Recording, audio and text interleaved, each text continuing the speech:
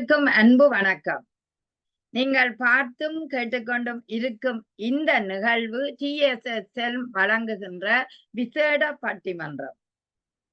அன்னை தமிழை வணங்கி வந்திருக்கும் அனைவருக்கும் என் இனிய பணிவான வணக்கம். TSSL வழங்குகின்ற ஒரு விசேட பட்டிமன்றம் இன்று தந்தையர் தினத்தை முன்னிட்டு விசேடமாக இன்று வருகின்றது. இன்று நாங்கள் எடுத்திருக்கிற தலைப்பானது தந்தையிடம் கற்றுக்கொண்டது உழைப்பா உன்னதமா. இந்த ஒரு அருமையான தலைப்பு. காரணம், உம்மை பெற்று வளர்த்த அந்த பெரியவர்களை நினைவு கூறத்தக்க ஒரு நிகழ்வாகவே இன்றைய நிகழ்வு மலர இருக்கின்றது. பெற்றோர்கள் எடுத்தமண்டா தாயும் ஒரு முக்கியம், தந்தையும் ஒரு முக்கியம். தந்தைக்காக ஒரு தினமும் தாய்க்காக ஒரு தினமும் உலகத்தில நடைபெற ஒன்றை பார்க்கின்றோம். இந்த நேரத்துல எங்கள் அப்பா அம்மாக்களை, அதாவது குறிப்பாக இன்றைய அப்பா எங்களுக்கு செய்து தந்த விடயங்கள் அல்லது காட்டிய விடயங்கள் எங்களுக்கு எப்படி இருக்கின்றது என்பதை பார்ப்பதற்காகத்தான் உழைப்பா உன்னதமா. உண்மையிலேயே உழைப்பை காட்டி தந்திருக்கிறார், உன்னதத்தை காட்டி தந்திருக்கிறார். இதில் நீங்கள் எப்படி உங்களோட கருத்தை சொல்ல போறீர்கள் என்று உங்கள் அனைவரையும் கேட்டுக்கொண்டு இன்று அதாவது உழைப்பே என்று பேசுவதற்காக ராஜேந்திரம் அவர்கள், சுரேஷ் பாரதி அவர்கள் வந்திருக்கிறார்கள். உன்னதமே என்று பேசுவதற்காக திரிபுர சுந்தரி அவர்கள், பத்மலோஜினி அவர்கள் வந்திருக்கிறார்கள். இவர்களுடன் இணைத்து சிவசெல்ல மாரிமுத்தையும் இணைத்துக் கொள்ளுகிறேன். அவர் நான் நினைக்கிறேன் உன்னதம் உழைப்பு இரண்டையும் இணைத்து பேச போகிறாரா என்ற ஒரு கேள்வி எங்களுக்குள் இருக்கின்றது. அவரையும் அழைத்து கொண்டு இன்றைய நிகழ்வுக்கு நாங்கள் செல்ல இருக்கின்றோம். எனவே அனைவரையும் மிக உற்சாகமான ஒரு வரவேற்போட வாழ்த்திக் கொள்ளுகிறேன். இதிலே ராஜேந்திரத்தை எடுத்தால் ஒரு சிறந்த ஆசிரியர், அதை விட சிறந்த ஒரு பேச்சாளராக இருக்கின்றார். அவரை அன்போட இந்த நிகழ்ச்சிக்கு அழைத்துக் கொள்ளுகிறேன். சுரேஷ் பாரதி அவர் ஒரு ஆசிரியராக, அதை விட அவர் அந்த கைவண்ணம் கலவண்ணமாக பல விடயங்களை ஆற்றிக் கொண்டிருப்பவர். அதே நேரம் ஒரு சிறந்த கவிஞர், சிறந்த ஒரு பேச்சாளர். அவரையும் அன்போடு இந்த நிகழ்வுக்கு அழைத்துக் கொள்ளுகிறேன். அடுத்தது உன்னதமே என்று பேசுவதற்காக திரிபுர சுந்தரி அவர்கள் ஒரு ஆசிரியராக, அதை விட சிறந்த கவியரங்கம், பட்டிமன்றம் முதலியவற்றில் பேசக்கூடிய ஒரு பேச்சாளராக இருக்கின்றார். அவரையும் அன்போடு அழைத்துக் கொள்ளுகிறேன். அடுத்து பத்மலோஜினி அவர்கள். அவர் பாடசாலையில் இருந்து ஓடோடி வந்திருக்கின்றார். அவர் ஒரு பன்மொழி கற்பிக்கக்கூடிய, அதாவது பிரெஞ்சு மொழியை பிரித்தானியாவில் பாடசாலை கற்பிக்கக்கூடிய ஒரு ஆசிரியர், சிறந்த ஒரு பேச்சாளர், நல்ல விடயங்களை எப்போதுமே சொல்லிக் கொண்டு இருக்கக்கூடிய ஒரு வல்லமை உடையவர். அவரையும் நாங்கள் இந்த நேரத்துல அன்போடு அழைத்துக் கொள்ளுகின்றேன். வணக்கம் வணக்கம் வாருங்கள். இன்றைய நிகழ்ச்சியில நாங்கள் எடுத்திருக்கிற தலைப்பு எங்களுக்கு வழிகாட்டிய தந்தையிடம் நாங்கள் கற்றுக்கொண்டது. உண்மையிலே தந்தை சொல்மிக்க மந்திரம் இல்லை என்று சொல்வார்கள். அந்த பெற்றோர்ல எடுத்துக்கொண்டா அப்பாதான் ஒரு குடும்பத்தை காக்கக்கூடிய ஒருவர். அப்படியான வல்லமை உள்ள அப்பாவை பற்றி நாங்கள் இன்றைக்கு முதலில் இப்பொழுது உழைப்பு என்று பேசுவதற்காக நாங்கள் சுரேஷ் பாரதி அவரை அன்போடு அழைக்கின்றோம். வாருங்கள் சுரேஷ் பாரதி அவர்களே.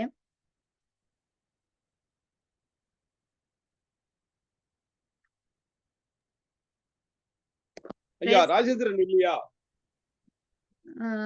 காணையிலே விட்டுட்டேன்.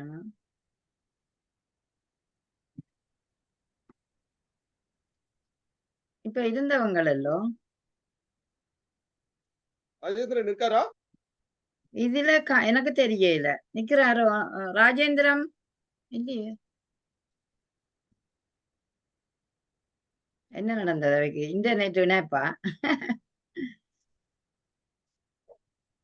நீங்க சுரேஷ் பேசிக்கொள்ள. ஆமாம், அறுவை பாரதியை முதலில் வணங்கி இன்றைய நிகழ்வை மிக அழகாக நடத்தி கொண்டிருக்கக்கூடிய மரியாதைக்குரிய அம்மா நகுலா அவர்களுக்கு இன்னும் ஒரு வணக்கத்தை சொல்லி, வருகை தந்து இந்த தந்தையர் தினத்தை உயர்த்தி பிடிக்கக்கூடிய அத்துணை சொந்தங்களுக்கும் இன்னும் ஒரு வணக்கம் சொல்லி தொடங்குகிறேன். தந்தையிடம் கற்றுக்கொண்டது, தந்தை என்று சொன்னாலே அது உழைப்பு தான். அந்த உழைப்பை நீங்க மறுத்துட முடியாது. உன்னதம் என்பது இருக்கிறதா என்றால் இருக்கிறது, ஆனால் அது தெரியாது. ஆனால் உழைப்பு எப்போதுமே தெரியும். இப்ப தந்தைன்னு சொன்னாவே ஒரு டெரர் தான். அவரிடம் ஒரு கண்டிப்பு, ஒழுக்கம் இது மட்டும்தான் உழைப்பு தான் நம்ம கற்றுக்கிட்டு இருக்க முடியும் நிச்சயமாகவே. பாரதி மிக அழகாக சொல்லுவான், எங்கள் தந்தையர் நாடென்ற பேச்சினிலே, இந்த செந்தமிழ் நாடெனும் போதினிலே, செந்தமிழ் நாடெனும் போதினிலே இன்பத்தேன் வந்து பாயுது காதினிலே, எங்கள் தந்தையர் நாடென்ற பேச்சினிலே ஒரு சக்தி பிறக்குது மூச்சினிலே. சக்தின்னா உழைப்பு தான். சக்தியின் வடிவனா அது உழைப்பு தான். அப்போ உழைப்பு தான் அவருடைய நோக்கமாக இடந்து கற்றுக்கொள்வதாக, தந்தை என்று சொன்னாலே உழைப்பை மட்டுமே முன்னிறுத்தக்கூடிய ஒன்றாக இருக்கிறது என்பது அந்த பாரதி கவிதை வாயிலா தெரியுது. அதை போலவே பாத்தீங்கன்னா வள்ளலாருக்கிடையும் ஆதிசங்கரருக்கும் ஒரு வாதம் வருது. ஆதிசங்கரர் சொல்கிறார், சம்ஸ்கிருதம் தான் எல்லா மொழிகளுக்கும் தாய்மொழி என்று சொல்கிறார். ஆனால் வள்ளலார் மிக அழகாக அதை மறுத்து சொல்கிறார், சம்ஸ்கிருதம் தாய்மொழி என்று சொன்னால் தந்தை மொழி தமிழ் என்று சொல்கிறார். எல்லா இடங்களிலும் தந்தையை உயர்த்தி பிடிப்பதாக இருக்கும் போது அது எப்படி சுட்டுது அப்படின்னு சொன்னீங்கன்னா, அது உழைப்பை தான் சுட்டுகிறது, உன்னதத்தை சுட்டுவதாக எனக்கு தெரியவில்லை. உன்னதம் என்று சொன்னால் அதை பேசுவோர் பேசப்படும். மிக அற்புதமா இருக்கு. பொதுவா பாத்தீங்கன்னா என்னுடைய தந்தை கிட்டேயே சிவசிவகுமாரி பகிர்ந்திருந்தார், என் தந்தை எனக்கு வந்துட்டு பெருசா பண்ணல. உண்மை, என்னுடைய தந்தையும் அப்படித்தான் இருந்தார். அவர் இறப்பதற்கு ஒரு 5 வருடங்களுக்கு பிறகு, அது வரை ஒரு தந்தையாகவே இல்லை, ஆனால் அந்த இறப்பதற்கு 5 வருடங்களுக்கு முன்பு பாத்தீங்கன்னா எப்படி இருந்தான்னா ஒரு தாயுமானவனாக இருந்தார். உண்மையிலே அவருடைய அந்த தியாகத்தை நிச்சயமாக நான் நினைத்து பாக்குறேன். அந்த 5 வருடம் மட்டும்தான், அதுக்கு முன்னாடி கிடையாது. அவர்கிட்ட இருந்து கத்துக்கிட்டதுலாம் உழைப்பு தான். அவ்வளவு காலையில எழுந்து எங்களுக்கு எல்லாம் சமைச்சு கொடுத்து, அம்மா மனநிலை சரியில்லாதவர், தந்தையும் பொறுப்பு இல்லாம இருந்தாரு. அதாவது நான் பிறந்தவுடனே மனநிலை சரியில்லாம ஆயிட்டாங்க. தந்தை பாத்தீங்கன்னா இதுக்கு மத்தியில கொஞ்சம் பொறுப்பு இல்லாம இருந்தாலும் கடந்த அந்த 5 வருடங்கள் ஏற்பதற்கு முன்னாடி பாத்தீங்கன்னா அவர் நிச்சயமாகவே ஒரு தாயுமானவனாக இருந்து அவர் அந்த உழைப்பின் மூலமாக எங்களுக்கெல்லாம் நிறைய கத்துக் கொடுத்தாரு. எங்களுக்கு சமைச்சு போட்டாரு, காலையில எழுப்பினாரு, எல்லா வேலைகளையும் அவர் செய்தாரு. அவர் என்னன்னா எங்களுக்கு என்ன ஞாபகம் வரும் அப்படின்னா உழைப்பு தான் ஞாபகம். கடைசி 5 பாத்தீங்கன்னா அவர் அவ்வளவுலாம் பண்ணியிருந்தாலும் இன்னும் ஒரு பெரிய ரோல் மாடலாக திகழ்ந்திருப்பாரு அப்படின்றதுதான் என்னோட. இதுல இன்னொன்னு நான் பார்க்க வேண்டியிருக்கு. என்னுடைய தந்தை மாதிரியே நான் வச்சு போச்சுன்னா இன்னொருத்தர் எங்க சித்தப்பா மோகன் வாத்தியார், சென்னை KK நகர்ல இருந்து சைக்கிள்ல மாம்பழம் மாம்பழத்திலிருந்து பாத்தீங்கன்னா கும்மிடிப்பூண்டி கும்மிடிப்பூண்டியில் ட்ரெயின்ல அங்க இருந்து சைக்கிள் எடுத்துக்கிட்டு அதுக்கப்புறமேல பெத்தி போன ஒரு கிராமத்துக்கு போவாரு. ஒரு ஆசிரியர், அவர் தலைமை ஆசிரியராக இருக்காரு. நிச்சயமாக அவரெல்லாம் ரோல் மாடல். அவருடைய உழைப்பெல்லாம் பாத்தீங்கன்னா அவ்வளவு அற்புதமாக இருக்கும். அவருக்கு கடுமை உழைப்பு மட்டும்தான் அவருக்கு. அவர் சென்னையிலே அவருக்கு டிரான்ஸ்ஃபர் கிடைச்சது இல்லை, சொந்த ஊரில் தான் நான் இருப்பேன் அப்படின்னு சொல்லி சென்னையில குடும்பம் இருந்தா கூட இங்க வரைக்கும் உழைச்சு அவர் பாத்தீங்கன்னா அவருக்கு சமீபத்துல ஒரு பாராட்டு விழா நடத்தாங்க. ஒரு 2-3 வருடத்துக்கு முன்னாடி அந்த ஊர் கூடி ரிட்டையர்ட் ஆயிட்டு போயிட்டு ஒரு 10-15 வருஷத்துக்கு பிறகு அவருக்கு ஊர் கூடி ஒரு பெரிய விழா நடத்தணும். இத்தனை மனிதர், இவ்வளவு அற்புதமான ஒரு மனிதர், உழைப்புல அவர் மிகச்சிறந்தவராக திகழ்ந்திருக்கிறார். அத்தனை பேருக்கு அவர் அவர் கோச்சிங் இருக்கிறாரு, அத்தனை பசங்களும் ஒரு பாடம் நடத்திருக்காரு, ஒரு ரோல் மாடலா இருந்திருக்காரு அப்படின்னு சொல்லி மிகப்பெரிய ஒரு பாராட்டு விழாவை நடத்தினார். நம்ம மறுக்கவும் முடியாது. நிறைய பழமொழிகள் இருக்கு பாத்தீங்கன்னா. தந்தையை பத்தி சொன்னார், தந்தையின் கோபத்தை கண்டு மகன் அஞ்சுவது இல்லையா. தந்தை கிட்ட கோபம் வருமா, அது பார்த்தெல்லாம் மகன் அஞ்ச மாட்டானா, ஆனால் அவரது மௌனத்தை பார்த்து பயப்படுவான் பையன் சொல்றாரு. அப்படி ஒரு கண்கள் தான், அப்படி ஒரு பார்வை பார்த்தாவே போதும். இல்லைன்னா பேசாம இருந்துட்டா, அவன் தப்பு பண்ணானா பேசாம இருந்தாலே போதும். அப்போ பேசவில்லையே என்பதற்காகத்தான் மகன் வருத்தப்படுவானே தவிர நிச்சயமாக அவர் அதட்டும் போதோ அடிக்கும் போது கூட பயட மாட்டான். அப்ப அந்த அளவிற்கு அந்த மௌனத்தின் மூலமாகவே தன்னுடைய உழைப்பை, தன்னுடைய தியாகத்தை அவனுக்கு உணர்த்துறது யாருன்னு பாத்தீங்கன்னா அப்பா தான். அதையெல்லாம் நம்ம மறுக்க முடியும். எல்லார் வாழ்க்கையிலும் ஒரு பெரிய ஹீரோ யாருன்னு சொன்னீங்கன்னா அது அப்பா தான். அவருடைய உழைப்பு தான், அவர் கண்டிப்பு தான். அவர் பாத்தீங்கன்னா அவர் காட்டிக்கவே மாட்டார் பாசத்தை. அவர் கண்களில் கோபத்தையும் இதயத்தில் பாசத்தையும் வைத்திருக்க ஒரு மனுஷன் யாருன்னு பாத்தீங்கன்னா அப்பா. அவர் இல்லாமல் எதுவுமே இல்லை. எல்லா இடங்களிலும் அந்த தந்தை பாத்தீங்கன்னா தியாகத்தில் பாத்தீங்கன்னா அந்த உழைப்புல பாத்தீங்கன்னா அவரு பெருசா காட்டிக்க மாட்டார். காலையில போனாருன்னா ஒரு மனுஷன் பாத்தீங்கன்னா எப்போ வருவாருன்னா நைட்டு தான் வருவாரு, மகன்கள் தூங்கிய பிறகுதான் வருவாரு. அப்ப கூட பாத்தீங்கன்னா பெருசா அழட்டிக்கவே மாட்டாரு. என்னடா இவ்வளவு எல்லாம் கஷ்டப்பட்டு வந்திருக்கேன்னு அழட்டிக்க மாட்டாரு. மிக சாதாரணமாக என்னுடைய கடமை தானே அப்படின்னுட்டு மகன்களின் கனவுகளுக்காக உழைக்கக்கூடிய ஒரு மனிதர் யாருன்னு சொன்னால் அப்பா. அப்பா வச்சுதானுங்க குடும்பம். தந்தை வழி சமூகம் தானுங்க. ஒரு காலத்துல எப்போ ஒரு காலத்துல தாய் வழி சமூகம் இருந்தது. அதன் பின்னால் தந்தை வழி சமூகமான பிறகுதான் இந்த தேசம் மிகப்பெரிய வல்லமையை பெற்றது. ஏன்னா தந்தையினுடைய சொத்து தான் பாத்தீங்கன்னா குடும்பத்தை வளப்படுத்துவதாக இருக்கிறது, மகன்களுக்கு அவர்களுடைய வாழ்க்கையை கட்டமைக்கக்கூடியதாக இருக்கிறது.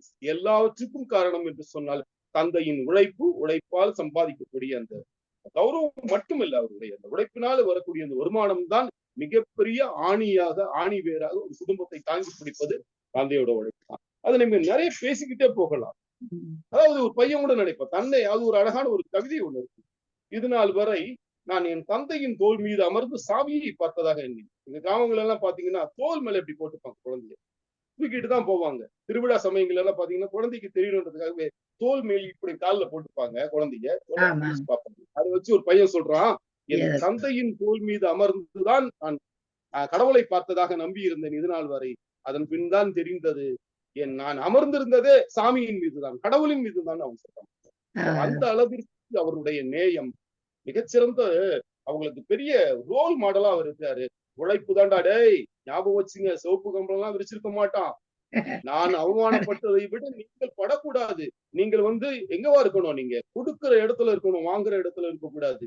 நானும் ஒரு அப்பனாய் நான் சொல்லிக்கிட்டு தான் இருக்கேன். என்னோட மகனுக்கு 28 வயசு, இப்பதான் திருமணம் நடந்திருக்கு.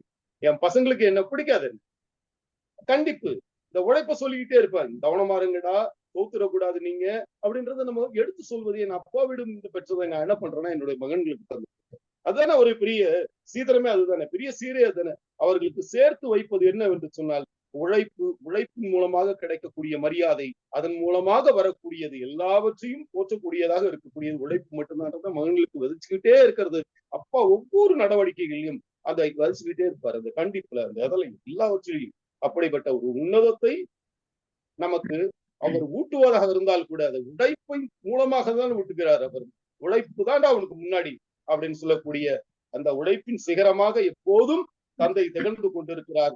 அவரது உழைப்பின் முன்னால் எல்லாவற்றையும் ஒதுக்கிவிட்டு பார்த்தால் அவர் உழைப்பு தான் ஒரு குடும்பத்திற்கு ஆணி வேராக இருக்கிறது. அதைத்தான் ஒவ்வொரு மகளும் கற்றுக்கொள்கிறாள், தன் தலைமுறைக்கு எடுத்து செல்கிறார். ஆக எனக்கு சொல்லி வாய்ப்பிற்கு நன்றி பாராட்டி நிறைவு செய்கிறேன். நன்றி நன்றி சுரேஷ். அதாவது அப்பாண்ட உழைப்பு தான் அந்த அடுத்த மகனுக்கு அப்படி ஒரு கடத்தப்படக்கூடிய ஒன்றாக காட்டக்கூடியவர் அப்பாதான். அழகாக சொன்னீர்கள், தந்தையின் கோபம் கண்டு தனியன் அஞ்சுவதில்லை என்ற ஒரு ஒன்று. அதாவது அப்பாவை பார்த்துத்தான் ஆண் பிள்ளை வளரக்கூடிய ஒரு வாய்ப்பு இருக்கின்றது. ஆகவே அந்த தனியன், அந்த மகன் அப்பாண்ட கோபத்தை கண்டு அஞ்ச மாட்டார் என்றதை அழகாக சொன்னீர்கள். சக்தி வடிவில் இருக்கின்ற ஒரு தெய்வம்தான் தந்தை என்பது உண்மையான ஒன்று. அதாவது சக்தியும் சிவமும் பிரிக்க முடியாதது. அந்த வகையிலேயே அந்த தந்தையின் உழைப்பையோ அல்லது தந்தை போன்ற அந்த ஒரு உருவத்தையோ நாங்கள் சக்தியின் வடிவாக நினைத்து கொள்வது வழக்கம். காரணம் 2 பேரும் இணைந்த ஒரு உருவமாகத்தான் அவர் இருப்பார் என்பதும் உண்மைதான். அதே நேரம் மகன் கனவுக்கு அத்தனைக்கும் இடம் கொடுக்கிறது ஒரு அப்பா தான். அது எப்படி என்று பார்த்தால், ஒரு அப்பாவாக இருந்தால் அவருடைய கனவு என்ற மகன் இப்படி வரணும், இப்படி செய்யணும் என்ற ஒரு நினைப்பு, அந்த நினைப்பு அப்பாவின் கனவை நனவாக்கினேன். நீங்க சொன்ன உடனே நேற்று நடந்த ஒரு சம்பவம், என்ற நண்பி வீட்டுக்கு போனேன். அவருடைய மகன் PhD முடிச்சு விட்டார். அப்போ ஒரு புத்தகம் செய்து கொடுக்க வேண்டும் அந்த கடைசி பகுதிக்கு. அந்த புத்தகத்துல அவர் என்னிடம்தான் அந்த மகன் தமிழ் படிச்சிருந்தார். ஆனா அவர் 8ஆம் வகுப்பு மட்டும்தான் தமிழ் படிச்சிருந்தார். இப்பொழுது அவர் ஜெர்மனிய பெண்ணை திருமணம் செய்து கொஞ்சம் தமிழ் கதைப்பார், ஆனா எழுதுறது கொஞ்சம் குறைவு. ஆனால் அவர் அந்த புத்தகத்துல ஒன்று தாயிடம் கொண்டு வைக்க அதில் எழுதிக்க, என்னை கற்பித்த அப்பாவே உங்களுக்கு இது சமர்ப்பணம், உங்களுக்கு நன்றியை நான் கூறுகிறேன். இந்த 2 வரியையும் தான் அவர் கூகுள்ல பார்த்து அந்த தமிழை எடுத்தோ என்னவோ அழகாக எழுதியிருந்தார். உண்மையிலே பார்க்க சந்தோஷமா இருந்தது. என்ற தமிழ் எழுத்துல பார்க்க அந்த அப்பாவுக்கு நன்றி சொல்லி இருக்கின்றார். அதுபோல அம்மாவுக்கும் கீழே எழுதியிருக்க. ஆனா முதல் சொன்னது அப்பாவுக்கு. அப்ப எப்போதுமே அந்த தனையன் தன்னை உயர்வான நிலைக்கு பார்க்கையும் அப்பாவை தான் அதிகமாக சொல்லுவார். நீங்க சொன்னீங்கள், அந்த உழைப்புத்தான் பலப்படுத்துற ஒன்று. அதனாலதான் தந்தையின் தோள் மேல் ஒரு தனியன் இருந்து பார்க்கும்போது அந்த கோயிலுக்கு அநேகமாக உயரத்துக்காக தூக்கி காட்டுவார்கள். அப்பதான் அவர் யோசிச்சார், அப்பா என்ன இருக்கிறாரு, ஆனா அப்பாவும் எனக்கு ஒரு கடவுள் தான் என்பதை உணர்ந்த சம்பவத்தை பின்னால பார்க்கும்போது உண்மைதான் என்றது தெரிகின்றது. மிக சிறப்பு, வாழ்த்துக்கள். உண்மையிலேயே தந்தை என்பது உழைப்பின்ற ஒரு உன்னதமாகத்தான் நீங்க பார்த்திருக்கிறீர்கள். வாழ்த்துக்கள் உங்களுக்கு. இப்பொழுது நாங்கள் அடுத்த அணிக்கு போறோம். உழைப்புத்தான் உறுதி என்றும் உழைப்புத்தான் அப்பாவின் ஒரு கொடுப்பனவாகவும் இருக்கும் என்று சொல்லுவோம். இல்லை, உழைப்பு இல்லை, உன்னதந்தான் ஒரு கொடுப்பனவாக இருக்கின்றது என்பதை பேசுவதற்காக நாங்கள் பத்மலோஜினியை அழைக்கலாமா? வாருங்கள் பத்மலோஜினி. திருவிரசுந்தரி திரிபுர சுந்தரி அவர்களை கூப்பிடுங்க. மன்னிப்போட திருவிரசுந்தரி வாருங்களா. திருவிரசுந்தரி வாருங்கள். கேட்கல மைக்கு ஒன்று உங்களோட ஒலி வாங்கி. வணக்கம். செல்லம் நிகழ்ச்சிக்கு எனது மனமார்ந்த பாராட்டையும் நன்றி தெரிவித்துக் கொள்கிறேன். எப்பொழுதுமே இந்த பட்டிமன்றத்தை ரொம்ப சிறப்பான ஒரு தலைப்பையும் எடுத்து ரொம்ப அற்புதமாக நடத்தி செல்லும் சகோதரி நகுலா சிவநாதன் அவர்களுக்கு எனது பாராட்டையும் நன்றியையும் தெரிவித்துக் கொள்கிறேன். அருமையான ஒரு தலைப்பு. இந்த தலைப்பில் பேசுவதற்கே ஒரு வாய்ப்பு கிடைத்ததே ஒரு புண்ணியம் என்றுதான் நான் சொல்ல வேண்டும். அருமையான தலைப்பு. சகோதரி எனக்கு ஒரு பாயிண்ட் எடுத்து கொடுத்தாங்க. என்னன்னா, ஒரு தாய் தந்தை தான் உன்னதமானவர் என்பதை நான் சொல்ல முடியும். ஒரு தாய் தன் குழந்தையை தூக்கும் பொழுது தனது இடுப்பில் வைத்து தன் அளவுக்கே தன் குழந்தை இருந்தா போதும்னு நினைப்பாங்க. ஆனா தந்தை மட்டும் கைய மேல தூக்கி, நெஞ்சுக்கு மேல கைய தூக்கிட்டு தன்னோட சிரசுக்கு மேல தான் குழந்தை தான் காணாத உலகத்தை தன் குழந்தை காண வேண்டும் என்று நினைக்கக்கூடிய உன்னதமானவர் தந்தை என்பது என்னுடைய வாதம். ஏனென்றால் இது சிறு குழந்தையா இருக்கும் பொழுது, குழந்தை 1 வயசு வரைக்கும் இப்படி தூக்கி தன்னோட தலைக்கு மேல தான் காணாத உணத்தை பார்க்க வைக்கணுங்கிறது ஒரு சிறப்பு தன்மை. இது ஒன்னே அவர் 1 வயசு குழந்தைக்கே அவர் உன்னதமானவர்ங்கிறத நிரூபிச்சு காட்டுறாரு. அதுக்கப்புறம் எந்த தந்தையும் உழைத்தாலும் உழைப்பு இல்லைன்னாலும் அவர் தந்தை தான். அவர் நல்லவரா இருந்தாலும் கெட்டவரா இருந்தாலும் அவர் ஒரு உன்னதத்தை உணர்த்தத்தான் செய்கிறார். நல்லவராக இருந்தால் அவருடைய உன்னதத்தன்மையை நாம் புரிந்து கொள்வதற்கு நிறைய வாய்ப்பு இருக்கும். அதே இது நல்லவர் இல்லாம இருந்தா கூட அதுலயும் ஒரு விஷயத்த கத்து கொடுத்துக்கிட்டு இருக்கிறாரு குழந்தைக்கு. தான் அப்பா மாதிரி நம்ம இருக்கக்கூடாது, இப்படி எல்லாம் வாழ்க்கையில இருக்கணும் அப்படிங்கிற விஷயத்த அவர் கெடுதல் பண்ணி கூட பிள்ளைக்கு ஒரு உன்னத தன்மையை கொடுக்கிறாரு. நம்ம அப்பா மாதிரி இந்த விஷயம் எல்லாம் நம்ம பண்ணக்கூடாது, இப்படி இருந்தா சமுதாயம் நல்ல மாதிரி கொண்டு வராது அப்படிங்கறத அவர் மறைமுகமா பிள்ளைக்கு புரிய வச்சிடுறாரு. அவர் பண்ற விஷயம் நல்லதா தான் நம்மளுக்கு காட்டி கொடுக்குது. அதுக்கப்புறம் உன்னதமானவர் அப்படின்னு சொன்னாலே கடவுளுக்கு நிகரானவர்ங்கிறது தலைப்புலயே. உன்னதம் அப்படின்னாலே கடவுளுக்கு நிகர். யார உன்னதமானவர்னு சொல்லுவோம்? இறைவனைதான் உன்னதமானவர் என்று சொல்லுவோம். அந்த அவருடைய ஒவ்வொரு செயலிலும் எந்த குழந்தையும் தன்னுடைய தந்தையை பிடிக்காத குழந்தையே கிடையாது. எல்லா குழந்தைகளுக்குமே தன்னுடைய முதல் ஹீரோ யாருன்னா தன்னோட தந்தை தான் சொல்லுவாங்க. எங்க அப்பாவை மாதிரி. அப்போ அந்த உன்னதத்தன்மை இருக்க போய் தானே தன்னுடைய தந்தையதான் ஹீரோவா நினைச்சிட்டு இருக்கிறாங்க குழந்தைங்க. அவர் எடுத்து கொடுக்கல ஒவ்வொரு விஷயத்துமே. ஆனா குழந்தைகள் மேல கண்டிப்பு, கராறு, பொறுப்பின்மை எது இருந்தாலுமே அது அவங்களோட வளர்ச்சிக்குங்கிறத அவர் கண்டிப்பா புரிவாரு. தன்னோட இரக்க குணத்தை நம்ம சகோதரர் சுரேஷ் அவர்கள் சொன்னார். அவங்க தந்தை பொறுப்பில்லாம இருந்தா கூட கடைசி 5 வருஷம் மட்டும்தான் அவர் மௌனமா இருந்து அந்த கடைசி 5 வருஷம் தான் அவரோட உன்னதத்தன்மையை காட்டினாரு அப்படின்றாரு. அப்போ கூட அதுவும் அவர் ஒரு மகனுக்கு நல்ல உணர்த்த போய் தான் இவர் இன்னைக்கு உன்னதமான தந்தையா தன்னோட குழந்தைக்கு இருந்துகிட்டு இருக்கிறாரு. அது கூட அவர் ஒரு உன்னதமானவர்ங்கிறதுக்கு ஒரு ஷாட்ஸ். அதுக்கப்புறம் தந்தையை மொழி அப்படின்னாரு. தந்தை மொழி, தாய்மொழி. தந்தைக்கு சிறப்பு இருக்க போய் தானே தந்தை மொழின்னு பாடியிருக்காரு பாரதியே. அதுக்கப்புறம் தந்தையை நாடுன்னு சொல்லியிருக்காரு இவர் பாரதி. ரொம்ப அற்புதமானது. அதுக்கப்புறம் தந்தையோட மௌனம் உன்னதமானது. எப்படின்னா, ஒரு குழந்தை மேடை ஏறி பல மேடைகள் ஏறி பல சிறப்பு பாராட்டை பெற்றா கூட அந்த தந்தை கிட்ட இருந்து ஒரு பாராட்டு வராதுங்கிறப்போ அதுக்கு ஒரு ஏக்கமாவே இருக்கும். அது பொது மேடையில கூட என்னையோட தந்தை என்னை ஒரு வார்த்தை இன்னைக்கு இந்த நிகழ்ச்சி சன் டிவி நிகழ்ச்சியில கூட வர்றதுல உலகம் பூரா பார்த்து என்னை பாராட்டினா கூட இத்தனை லைக் விழுந்தா கூட என் தந்தை பாராட்டவில்லையே அப்படிங்கிற ஏக்கம் ஒரு குழந்தைக்கு இருக்கிறப்போ அது என்னதை உணர்த்துது அப்படின்னா, அந்த தந்தையை கேட்டானா, இவ்வளவு அழகா உன் பொண்ணு பாடுதப்பா, நீ ஏன் இதெல்லாம் உனக்கு தெரியல அப்படின்னு கேட்கிறப்போ, கண்டிப்பாக என் குழந்தை சிறந்த குழந்தைங்கிறது எனக்கு ரொம்பவும் பெருமைதான். ஆனால் நான் என் குழந்தையை பாராட்டும் பொழுது ரொம்ப அருமைன்னு சொல்லும் போது அவளுக்கு ஒரு விதமான திமிர்த்தனம் வந்துட்டுனா, அந்த தலைக்கணம் விட்டால் அவளுடைய வளர்ச்சியை பாதிக்கும் என்பதனால் என்னுடைய பாராட்டக்கூடிய துடிப்பையும் நான் அடக்கி கொண்டு என் குழந்தைக்காக இருக்கேன் அப்படின்னு சொல்லக்கூடிய அளவுல நிறைய தந்தையர் இருக்காங்க. என்னுடைய வாழ்க்கையில என்னுடைய தந்தை எனக்கு எல்லா விஷயத்திலுமே ஒரு முன்மாதிரி, உன்னதமானவர். தன்னுடைய கஷ்டத்தை எதுவுமே கடைசி வரையும் இன்னைக்கு வரைக்கும் காட்டினதே இல்லை. வயசு 92 வயசு வரைக்கும் இன்னைக்கு எங்க அப்பா இருக்காங்க அப்படின்னா அவர் கஷ்டத்தை எங்களுக்கு உணர்த்து. அவர்கிட்ட கஷ்டமே இல்லைன்னு சொல்ல முடியாது. மனிதரா பிறந்த எல்லாருக்கும் ஏதோ ஒரு விதமான கஷ்டம் இருக்கு.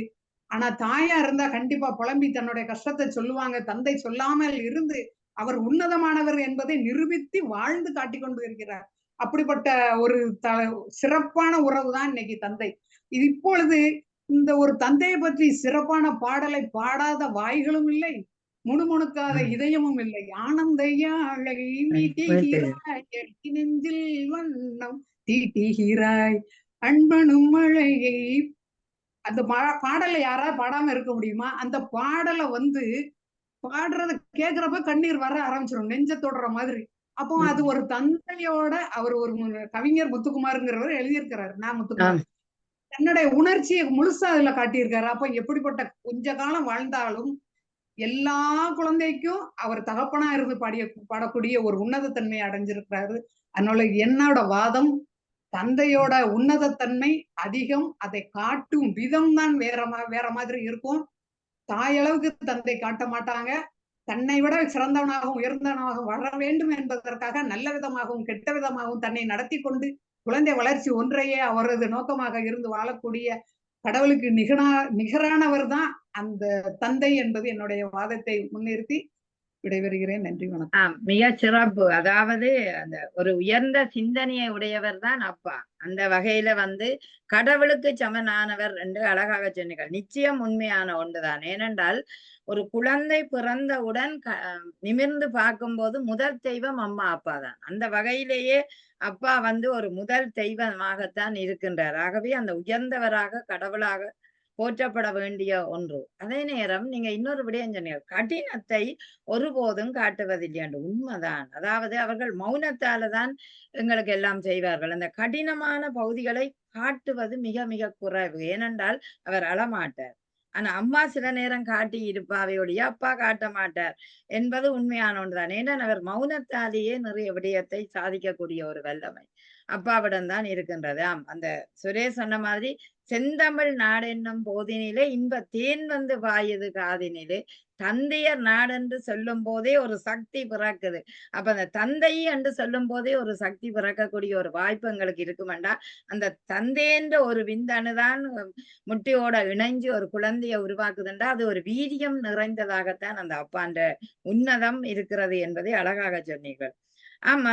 அதே நேரம் அந்த தந்தைக்கு நிகர் வேறு ஒருவரும் இல்லை. இதனாலதான் தாய்மொழியை நேசிக்கின்ற உலகம் இன்று ஜெர்மனியில் தந்தையர் மொழி, அதாவது தந்தையின் நாடு என்றுதான் இந்த நாட்டை சொல்லுவார்கள். காரணம் அந்த தந்தைக்கான மதிப்பை சில நாடுகள் கொடுக்கின்றனதான். அதற்கு உதாரணமாக இந்த உயர்ந்த ஒரு ஜெர்மனியை நாங்கள் எடுத்துக்கொள்ளுகின்றோம். அதே நேரம் உழைப்பை எப்படி காட்டுகின்றார் என்ற ஒரு பக்கம் இருந்தாலும், உன்னதம் அந்த தகப்பனார் தான் பெற்ற ஒரு உன்னதமான வாழ்க்கையை எங்களுக்கு பகிர்ந்து கொண்டிருக்கிறார். அவர் அதை ஷேர் பண்ற ஒவ்வொரு நிமிடங்களும், நான் இப்படி வாழ்ந்தேன், என் அப்பா என்னை இப்படி வளர்த்தார், அதனால் தான் இப்படி இருந்தேன் என்று சொல்லும் போது உண்மையிலேயே மகிழ்ச்சியாக இருக்கிறது. எனது அப்பா இந்த விடயத்துல நான் சொல்ல வேணும் போது இருக்கிறது. பயிர் வைப்பார். அந்த பயிர் வச்சு நாற்றாக வளர்ந்து கொண்டு இருக்கின்ற அந்த நேரத்துல காட்டுவார், இந்த பயிரை போல செழிப்பாக நீங்கள் இன்றைக்கும் வாழ வேணும்ன்றது இப்பவும் இந்த மனதில இருக்கின்றது. அவ்வளவு தடவி அந்த பயிரை மண்ணு எல்லாம் பதப்படுத்தி அந்த வைக்கும் போது சொல்லுவாரு, அது வளர்ந்து தண்ணி பாய்ச்சேக்க மகிழ்ச்சியா இருக்கிற நேரம் எங்களை கூட்டிக் கொண்டே காட்டி விளங்கப்படுத்தின ஞாபகம் இன்றைக்கும் இருக்கிறது. அப்படித்தான் உண்மையிலேயே நாங்களும் எங்கட பிள்ளைகளுக்கு நீங்க இப்படி வரவோணும், இப்படி ஒரு மலை எவ்வளவு உயரமாக இருக்கிறது, அந்த மலையை பார்க்கும் போது அந்த மலை அளவு உயரத்துக்கு நீங்க வர வேணும் என்றால் எவ்வளவோ முயற்சிகளை எவ்வளவோ கடினங்களை தாண்டி போக வேணும் என்றது உண்மையான ஒன்று. அந்த வகையிலே அந்த தந்தைக்கு நாங்கள் போடுவோம். இன்னொரு கருத்தை சொல்ல விட்டுட்டேன். இன்னைக்கு நிறைய மன முறிவு கணவன் கிட்ட இருக்குது. அதுக்கு அடிப்படை காரணம் என்னன்னா, தன்னுடைய கணவன் மாதிரி தன்னுடைய தந்தை மாதிரி கணவன் இல்லையே அப்படிங்கிற ஒரு ஏக்கம் தான் எல்லா பெண்களுக்குமே. அந்த தந்தை எப்படிப்பட்டவரா இருந்தாலும் அந்த தந்தை வேண்டாம் என்று எந்த பெண்களும் சொல்வதில்லை. ஆனால் கணவனை சொல்லுகிறார்கள் என்றால் அவர் தந்தை எவ்வளவு உன்னதமானவர் என்பதை இன்று ஆதாரமாக இருக்குது சமுதாயத்தில். ஆமாம், நல்ல ஒரு கருத்து. அதே நேரம் இந்த பெற்றோர்கள் வளர்க்கிற ஆண் பிள்ளையும் அவர் எதிர்காலத்தில் ஒரு தந்தையாக வர வேண்டும் என்பதை உண்மையிலேயே முடிஞ்சதை கூறுவதை விட அடுத்த சந்ததி இந்த நிகழ்வை பார்த்து அதில் ஒரு கருத்தை அவர்கள் எடுக்க வேண்டும் என்றால், இருக்கிற சந்ததியை நாங்கள் எப்படி ஒரு அப்பாவாக வந்தால் எப்படி நாங்கள் அடுத்த சந்ததியை வளர்ப்பம் என்ற ஒரு நல்ல மனநிலை இருக்கணும். அடுத்தது தாயானவள் ஒரு பெண்ணுக்கு கொடுக்கிற அதே அந்தஸ்து, அதே வளர்ப்பு முறைய ஒரு ஆணுக்கும் சமனாக வீட்டு வேலைகள் சரி, ஏனைய சமுதாயம் சார்ந்த வேலைகள் சரி பங்கிட்டு கொடுக்க வேண்டிய தேவை இன்றைய காலத்தில் இருக்கிறது. ஏனென்றால் அதனாலதான் குடும்ப பிரிவுகள் வருகுது. ஏன்னா ஒரு சமைக்க மாட்டார் ஆண், அவருக்கு சமையல் பழக்கிறேல, எங்களுடைய அப்பா செய்கிறேல, அதனால மகனும் செய்கிறேல என்ற ஒரு எண்ணப்பதிவை நாங்கள் இங்கு வச்சிருக்க கூடாது. எல்லாரும் எல்லா வேலையும் கற்றுக்கொள்ள வேணும் என்ற ஒரு உன்னதத்தை தந்தையை போல அந்த அதே தந்தை அடுத்த சமுதாயத்துக்கும் கொடுப்பார் என்றால் உண்மையிலேயே அது வெற்றியான ஒரு வாழ்க்கையாக இருக்கும். அங்கே பிரிவுகள் ஒன்றும் ஏற்படாது. ஏனென்றா அந்த கஷ்டங்களை 2 பக்கமும் உணர்ந்து கொள்ளக்கூடிய ஒரு வாய்ப்பு இருக்கும். மிக சிறப்பாக அந்த அப்பாவை நீங்கள் நினைவுபடுத்தி கொண்டு வந்த இந்த கருத்து அருமையாக இருந்தது. சரி, அப்படி என்றால் உன்னதம் மட்டும்தான் அப்பாவிடம் நாங்கள் பெற்றுக்கொண்டோமா? அதுல முதலாவது உன்னதத்துக்கு முதல் உழைப்பு வருகிறது. அதாவது அப்பாவிடம் உழைப்பைத்தானே கற்றுக்கொண்டோம். உங்களுடைய அப்பா இப்படி நுட்பத்தை காட்டி கொடுத்தார். ஒரு பையன் சின்ன வயசுலயே ஜெர்மனிய பையன் ஆணி அடிச்சவன். ஒரு மரங்களுக்கு ஒரு மரப்பலகையை கொடுத்து இங்க நாங்கள் ஒரு போட்டி செய்யறோம். நாங்கள் இந்த நாட்டு மக்கள் தாங்கள் ஒரு ஹீரோயினை காட்டுறதுக்காக அந்த போட்டியில நானும் போய் அந்த ஏச் பண்ண போயிருந்தேன். அப்பொழுது அந்த பையன் ஒரு 5 வயது பையன் அடிக்கிறான் நல்ல வடிவ. 10 பிள்ளைகள் இருக்கிறார்கள். அந்த ஆணியை அடிக்கிற நுட்பத்தை பார்த்தால் அவன் தான் அந்த கொடுக்கப்பட்ட நேரத்துல 6 ஆணியும் சரியாக அடிச்சு வச்சுட்டேன். அப்ப நான் அவரை கேட்கிறேன், எப்படி தன்னுடைய அப்பா அதனுடைய அப்பா அந்த நுட்பமான வேலையை செய்யறோம். அப்பா செய்யக்க தான் பார்த்து மேச செய்யக்க ஒவ்வொன்றும் அடிச்சு பாக்குறான். அப்ப அந்த நுட்பத்தை காட்டி கொடுப்பவரும் அப்பாவாக இருக்கிறது எனக்கு அந்த பையன் மூலம் அறிந்து கொள்ளக்கூடிய ஒரு வாய்ப்பு இருந்தது. நல்லது, வாழ்த்துக்கள் உங்களுக்கு. உன்னதம் இப்படி என்றால் உழைப்பு எப்படி இருக்கும், அதை விட கடல் அளவு இருக்கும் என்பதை சொல்வதற்காக நாங்கள் இப்பொழுது ஆசிரியர் ராஜேந்திரன் அவர்களிடம் வருகிறோம். வாருங்கள் ராஜேந்திரன். வணக்கம். வணக்கம். வணக்கம். வணக்கம்.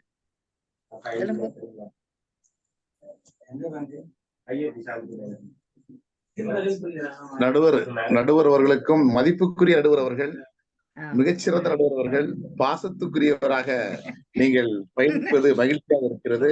உங்கள் அவையிலே நாம் பேச வேண்டும் என்பது மிக அதோட மகிழ்ச்சி. அதுவும் எங்கள் எதிரணியினருக்கும் சரி, எங்கள் அணியினருக்கும் சரி, அனைவருக்கும் இனிய இரவு வாழ்த்துக்கள். தந்தையினுடைய உழைப்பு தான் ஒரு குடும்பத்திற்கு ஆணி வேராக இருக்கிறது. உன்னதம் என்பது சொன்னார்கள். இன்னைக்கு தகப்பனை குழந்தைகள் மதிக்காம போறதுக்கு காரணம் தன்னுடைய மனைவிமார்கள் கணவனை மதிப்பதில்லை. இவை விளங்காத இப்படியே சொல்லி வளர்ப்பதனாலதான் அது குழப்பமே வருது. எங்க திரிபுர சுத்திராக்க சொன்னாங்க பாருங்க, உன்னதமா வீட்டுக்காரர் மாதிரி அப்பா மாதிரி வீட்டுக்காரர் இல்லையா. அப்பா குடிகாரனா இருந்தா வீட்டுக்காரர் குடிகாரனா இருக்கணுமா? அப்படித்தான் விரும்புவாங்களா? அப்பா குடிகாரர் 24 மணி நேரம் குடிக்கிறவரு. ஆனா அது கணவர் குடிக்காத நல்ல மனுஷன். எங்க அப்பா மாதிரி கணவன் இல்லைன்னு சொல்றாங்களே, அப்பா குடிகாரர் மாதிரி என் கணவனும் குடிக்கணும்னு விரும்புறாங்களா இவங்க? அப்படியெல்லாம் இருக்கக்கூடாது. தந்தை என்பவன் இந்த குடும்பத்தை தாங்குகின்ற ஆணிவேர். ஒரு தாவரத்தை எப்படி வேணாலும் தாவரம் நிக்கலாம். அது கிளை இருக்கலாம், பூ இருக்கலாம், அதெல்லாம் மேல இருக்கிற உறவுகள் தான். மகன், குழந்தை, அம்மா, மனைவி எல்லாமே உறவுகள். பூக்களாக, இலைகளாக, கனிகளாக இருக்கின்றன. ஆனால் தன்னுடைய முகத்தையே காட்டாமல் வேர் இருக்கு பாருங்க, தாவரத்தை தாங்கி நிக்கிற வேர், அது பூமிக்கு அடியிலே மறைந்து இருக்கிறது. அதுதான் ஒட்டுமொத்த அந்த மரத்தையே தாங்கி நிற்கிறது. அவர்தான் தந்தை. அவருடைய உழைப்புகள் எங்களது வேர்வையாக தான் சிந்தப்படுகிறது. ஒரு குடும்பத்தினுடைய பொருளாதாரத்துல அதிகம் வாசனை வருவது எது என்று கேட்டால் தந்தையினுடைய வியர்வை என்கிறார்கள். குடும்ப வருமானத்தில் அதிக வாசமாக இருப்பது தந்தையினுடைய வேர்வை துளிகள் என்று சொல்லுகிறார் ஒரு கவிஞன். ஒரு பையன் சொல்றான், எங்க அப்பா அவர் மாதிரி மோசமானவர் யாருமே இல்லைன்னா. என்னடான்னு கேட்டா, எங்க அப்பா என்ன பாக்குறதே இல்லைன்னா.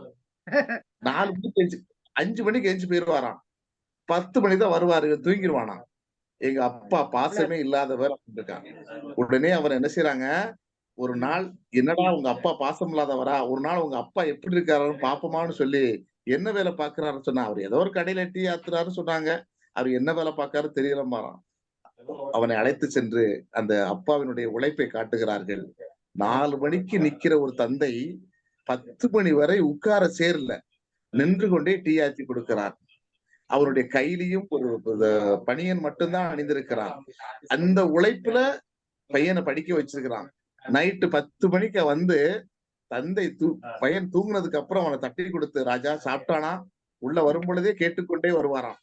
அதுக்கப்புறம் இவன் சொல்றான், இல்ல எங்க அப்பா பாசம் இல்லாதவர் சொன்ன உடனே நேர கொண்டே நிறுத்தின உடனே உங்க அப்பா படுற கஷ்டத்தை பார்ப்பான்னு சொன்ன உடனே பையன் கண்ணீர் விட்டுருக்கிறான். சரி, இவர் உழைக்கிறாரு, என் மேல பாசம் இருக்கிறாரோ பார்ப்போம் என்பதற்காக அவன் தூங்கியது போல ஒரு நடித்து கொண்டிருக்கிறான். வருகிறார், 10 மணி ஆகிவிட்டது. 11 மணியை போல 10:30 போல வந்து பையன் அருகே நின்று தன்னுடைய தலையை தடவி கொடுக்கிறாராம். ராஜா சாப்பிட்டானா, பையன் சாப்பிட்டானா என்று சொல்லி தன்னுடைய உழைப்பை மீறி விட்டு அவன் தடவி கொடுத்த முன்பு இவன் முழிச்சு கொண்டே இருக்கிறான். ஆனா தூங்குன மாதிரி நடிக்கிறான். மறுநாள் காலையில சென்று அந்த ஆசிரியரிடத்திலே போய் கண்ணீர் விட்டு கதறி எழுதியிருக்கிறான். என் தந்தையினுடைய பாசத்துக்கு ஈடாக இந்த உலகத்தில் எதுவுமே இல்லை. எப்படி ஒரு தாவரத்தை தாங்குற வேர் தன்னை மறைத்திருக்குதோ அது போலதான் தந்தை மறைத்திருக்கிறார்கிறான். அப்படிப்பட்ட தந்தை தான் எனக்கு கிடைத்த ஒரு தந்தை தான். அதாவது தந்தை மகற்காற்று உதவி அவையத்தில் முந்தி இருப்ப செயல் அப்படிங்கிறாங்க. அப்படி முந்திருக்கிற செய்யற ஒரு தந்தையினுடைய செயலை வந்து நம்ம என்ன செய்ய முடியும்? ஒரு குடும்பம் இன்னைக்கு மகிழ்ச்சியா இருக்குன்னா யாருனால மகிழ்ச்சியா இருக்குது? அந்த குடும்பத்தின் ஆணிவேர் தான். எல்லாருக்கும் புது திருவிழாக்கள் வந்தா ட்ரெஸ் எடுப்போம். தீபாவளி வந்துச்சுன்னா பட்டு புடவை எடுப்போம், எல்லா ட்ரெஸ் எடுத்து கொடுப்பான் தந்தை. ஆனால் தந்தைக்கு என்ன தெரியுமா? ஒரு கையில் பணியனத்தோட அவனுடைய ஆசையை பூர்த்தி செய்து கொள்வான். அவன்தான் தந்தை. இப்படிப்பட்ட ஒரு தந்தையிடம் பிறக்கிற அந்த குழந்தை என்ன செய்யும்னா அவரை போல் தன்னை வாழ வேண்டும் என்று நினைக்கும். ஏற்கனவே எங்க அன்னை சொன்னது மாதிரி செந்தமிழ் நாடனும் போதினிலே இன்ப தேன் வந்து பாயுது காதலே என்று சொன்னார். ஆனா அதுக்கு அடித்தடிதான் யாரும் சொல்லாத ஒரு வழி. என் தந்தைய நாடன்ற பேச்சிலே ஒரு சக்தி பிறக்குது மூச்சிலேனா. அப்ப அவனுக்கு வந்து ஒரு சக்தி எப்ப பிறக்குமா? தந்தைன்னு சொன்னாலே தன்னை அறியாமல் குழந்தைகளிடத்திலே ஒரு சக்தி வருமா. அதனாலதான் நான் எங்க அப்பாட்ட சொல்லிடுவேங்க சொல்லும் குழந்தைகள். எல்லா குழந்தைகளும் ஏதோ யாரும் சண்டை பார்த்தா நான் எங்க அப்பாட்ட போய் சொல்லிடுவோங்க. அப்பா மிகச்சிறந்த சக்தி உடையவங்க இருந்தான். ஆனா இப்போ எங்க திருபுர சுந்தரி அக்கா மாதிரி வீட்டுக்கு மனைவியார் அமைஞ்சதுனால உங்க அப்பா விளங்காதவன் ஒண்ணுக்கு மத்தவன் இப்படி சொல்லி இருக்கிறதுனால அந்த குழந்தை என்ன சொல்லுதுன்னா எங்க அம்மாட்ட சொல்லிடுவோம். இப்ப இந்த அப்பாவை சொல்லணும்னு சொல்ல கிடையாது. பிள்ளைய சண்டை ஓடிச்சுனா நான் எங்க அம்மாட்ட போய் சொல்லிடுவேன் அப்படிங்கும். ஏன்னா அந்த வீட்டுல அம்மாதான் பலசாலிகளாக மாற்றுகிறார்கள். இப்படிப்பட்ட அப்பா எங்க உன்னதம் தெரியும். உழைப்பை மறந்து விட்டு உன்னதம் பேசக்கூடாது. உழைப்பு தான் முக்கியம். இன்னைக்கு கடவுளை மனித வடிவில் இருக்கிற ஒரு கடவுள் யார் என்று சொன்னால் அது தந்தையை மட்டும்தான் குறிக்கும். தாய் 10 முறை சொல்லிடுவா, நான் தான் அவனை பெத்து வளர்த்தேன், நான் தான் பெத்து வளர்த்தேன், 10 மாதோட சுமந்தேன், நான் தான் வளர்த்தேன் என்று சொல்லி எல்லா உறவுகளும் தாயை மட்டும்தான் கொண்டாடுகிறது. அதனாலதான் அன்னையர் தினம். என்னைக்காச்சும் தந்தையர் தினத்தை கொண்டாடுகிறதா உலகம்? ஏன்? தாய்க்கு ஈக்குவலானவன் தானே. அன்னையும் பிதாவும் முன்னேறி தெய்வம். அன்னையும் பிதா என்கிற தந்தையும் முன்னேறி தெய்வம் தான். ஆனா அதுல ஒரு தெய்வத்தை எல்லாரும் கும்பிடுறோம். எல்லாருமே அன்னையர் தினத்தை தான் கொண்டாடுறோமே தவிர தந்தையர் தினத்தை யாரும் உலகம் கொண்டாடுறதில்லை. ஏன்னா தந்தை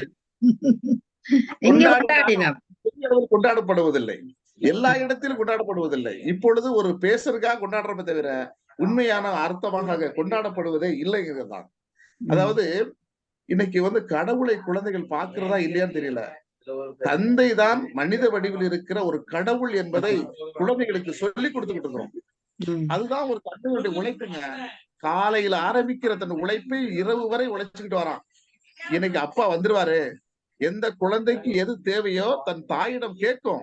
ஆனா தாய் என்ன சொல்லுவா? அப்பா வரட்டும், நிச்சயமாக உழைச்சு வருவாரு, அப்பா வாங்கிட்டு வருவாரு, சம்பாரிச்சு வருவாரு என்கிற ஆசையில காத்திருக்கின்றன. எத்தனையோ கண்ணியர்கள் கல்யாணம் முடிக்கணும்னு காத்திருக்கான. யாருக்காக காத்திருக்கான்? தந்தை உழைத்து எப்படியாவது கரை சேர்த்து விடுவார் என்கிறார்கள். சில குடும்பத்துல தந்தையால் முடியலன்னா அங்க இருக்கிற மூத்த குழந்தை தந்தையாக மாறுவான். குடும்பத்துல மூத்த பையன் தான் என்ன செய்வான்? தந்தையாக மாறி அந்த குடும்பத்தை செய்வான். இதே ஒரு இடத்துல ஒரு பெண்ணிட்ட கேக்குறாங்க, நான் வேலை பாக்குறேன், வேலை பார்த்த சம்பளத்தை நீ என்ன செய்வேன்னு சொன்னா, நான் எல்லா சம்பளத்தையும் நானே வச்சுக்கிடுவேன் அப்படிங்கிறான். அதே அந்த வீட்டுல மூத்தவன் பையனாக இருந்தால் அவன் என்ன செய்வான் கேட்டா, எல்லா சம்பளத்தையும் தன் தாயிடத்தை கொடுப்பான். அவன் தான் குடும்பத்தை பாதுகாக்கின்றவனாக இருப்பான். இப்படித்தான் ஆண்கள் இருக்கிறார்கள். இப்படித்தான் ஆண்களுடைய தந்தைமார் இருக்கிறார்கள். ஒரு குழந்தை எப்படி என்பது தந்தை தான். இந்த child is the father of man அப்படிங்கிறான். குழந்தை மனிதனின் தந்தை என்கிறார்கள். ஒரு குழந்தை தன்னுடைய தந்தையை பார்த்து கொண்டே வருகிறது.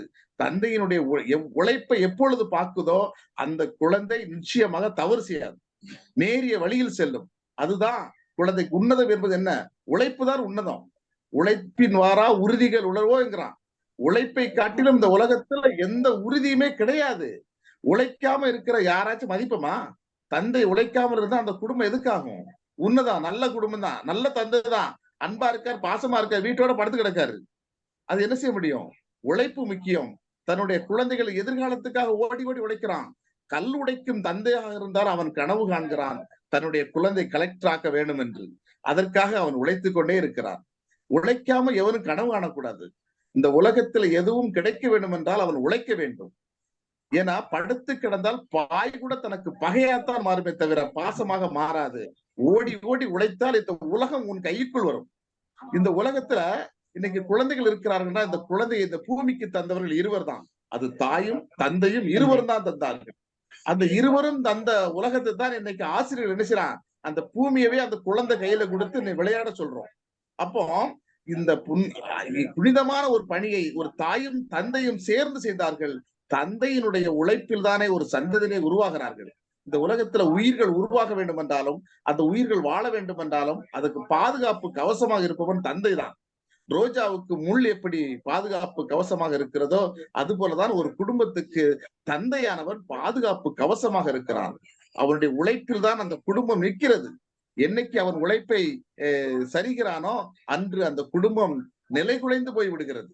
தந்தையை இழந்த குழந்தையிடம் கேட்டு பாருங்கள், அப்பாவின் பாசம் என்னவென்று தெரியும். இன்னைக்கு நாடு கடந்து கடல் கடந்து போய் உழைக்க போகிறானே தந்தை, உன்னதத்துக்காக போகிறான்? இல்லை, தன் குடும்பத்தினுடைய வறுமையை போக்குவதற்காக கடல் தாண்டி நாடு தாண்டி சென்று கொள்கிறான். உறவுகள் எல்லாம் மறந்து, குழந்தைகள் முகத்தை பார்ப்பதில்லை, மனைவியை பார்ப்பதில்லை. கல்யாணம் முடித்த 10 நாட்களில் மஞ்சக்கயிர் ஈரம் காய்வதற்கு முன்பே அவன் வெளிநாடு சென்று விடுகிறான். எதற்காக? உன்னதத்திற்காகவா? தன் குடும்பத்தினுடைய வறுமையை போக்க வேண்டும் என்பதற்காக. என்னுடைய தமிழகத்திலே காவல்துறையிலும் சரி இராணுவத்திலும் சரி அந்த பணி சிறகு நின்று உழைக்கிறான். எதுக்காக உழைக்கிறான்? அவன் உன்னதத்துக்காக உழைக்க போகிறான்? இல்லை இல்லை, தன்னுடைய வறுமையை தொடர் தெரிய வேண்டும், தன் குடும்பத்தை காக்க வேண்டும் என்பதற்காகத்தான் ஒவ்வொரு தந்தையும் இராணுவ வீரனாக நிற்கிறான். இந்த தேசத்தை காப்பது தேச பக்தி என்பதை விட வறுமைதான் அதிகமாக அவனை அந்த பணிக்கு அவனை நிறுத்தி இருக்கிறது என்பது ஒரு உண்மை. இப்படி ஒவ்வொரு கட்டத்திலையும் தந்தை தான் உலகத்தில் இருக்கிறான். இந்த அம்மாமார்கள் இப்படி எங்க அக்கா மாதிரி ஆட்கள் சொல்லி சொல்லி கொடுத்துதான் தந்தைய பெயரா இருந்தவன் அப்ப ஒண்ணுக்காக மாட்டான், வந்திருக்கானா, சாப்பிட்டானா, போயிட்டானான்னு ஒரு தரக்குறைவான வார்த்தைகளையும் நீங்க தந்தைக்கு மீது ஒரு பையன் பேசுறான். ஆனால் அந்த தந்தையை அவன் எப்ப சொல்வான் என்றால், இவன் 40 வயதாகி இவனுக்கு ஒரு குழந்தைக்கு தந்தையான முன்பு சொல்லுவான், my daddy is very great அடிமா. அப்பந்தான் அந்த தந்தையுடைய அருமை அவனுக்கு தெரியும். இதுவரை அம்மா பேச்ச கேட்டுட்டே இருந்துட்டு அப்பா இவரெல்லாம் எப்படிமா வாழ்றா, இவர் நீ எப்படியெல்லாம் குடும்பம் நடத்துறன்னு கேட்ட ஒரே பையன் தான் 40 வயதில் தான் ஒரு குழந்தைக்கு தந்தையான பின்பு மை டாடி இஸ் கிரேட் என்று சொல்லுகின்றான். அப்படித்தான் இந்த உலகம் மாறி இருக்கிறது. தந்தைதான் இந்த குடும்பத்தின் ஆணிவராக நிற்கிறார் என்று சொல்லி வாய்ப்பளித்தமைக்கு நன்றி கூறி விடைபெறுகிறேன். நன்றி, வணக்கம். நன்றி நன்றி, மிக சிறப்பு. அதாவது ஒரு குடும்பத்தின் ஆணிவேர் அப்பாதான் என்பதை மறக்க முடியாது. ஏனென்றால் அந்த அப்பா தானே அந்த பொருளாதாரத்தை ஈட்டிக் கொள்ளுகின்ற ஒரு செயற்பாடு. நீங்க சொன்னீங்கள், அதாவது புலம்பெயர வைக்கின்ற ஒரு செயற்பாடு. அதாவது கடல் கடந்து வந்து அவர்கள் உழைக்கிறார்கள்டா ஆணைத்தான் முதலில் அனுப்புகிறார்கள், அல்லது நான் திருமணம் செய்ய போகின்றேன், அந்த உழைப்பை இந்த வெளிநாட்டுக்கு வந்துதான் நான் உழைக்கலாம் என்பதை எடுத்துக்கொள்ளுகிறார்கள். அதனாலதான் திரைக்கடல் ஓடியும் திரவியம் தேடு என்று அப்பாவை தான் முந்தி அனுப்பினார்கள். பிற்காலத்துலதான் பேர்ந்து கண்டம் விட்டு கண்டம் வரைக்குள்ள வந்து பெண்கள் வந்தவர்கள். ஆனா உண்மையிலேயே அந்த அப்பா தான் ஒரு பொருளாதாரத்தின் ஒரு ஏணியாகவும் ஏற்றம் காணக்கூடிய ஒரு குடும்பத்தை கொண்டு செல்லக்கூடிய தலைவனாகவும் இருப்பது உண்மைதான். அதனால்தான் நீங்கள் அழகாக சொன்னீர்கள், அப்பா ஒரு பொருளாதாரத்தின் வியர்வை துளி. ஏனென்றால் அப்பாவின் முதுகில அந்த வியர்வை துளி வந்து உப்பாக படரும் போதுதான் அவருடைய கடின உழைப்பு எங்களுக்கு துலங்குவதையும் பார்க்கின்றோம். ஆகவே மோசமானவர் என்று நாங்கள் நினைத்தாலும் அந்த மோசத்துக்குள்ளேயும் ஒரு பாசத்தை காட்டக்கூடிய ஒரு வல்லுனராக அப்பா இருக்கிறார். அதனாலதான் அந்த அப்பாவை பார்த்து உழைப்பையும் தனியன் செய்கின்றார் என்ற ஒன்று இருக்குதுதான். அதாவது அப்பா போல தப்பாமல் மகன் செய்கிறார் என்று சொல்லுவார்கள். அது சரியான ஒன்றுதான். அந்த இடத்துல நீங்கள் ஒரு தந்தை வந்து ஒரு மனித வடிவில் வந்த ஒரு சக்தியாகவே போற்றப்படக்கூடிய ஒன்று. கல்லுடைக்கும் தந்தைக்கும் ஒரு கனவு இருக்குது, என்ற பிள்ளையை கலெக்டராக மாத்த வேணுமெண்டு.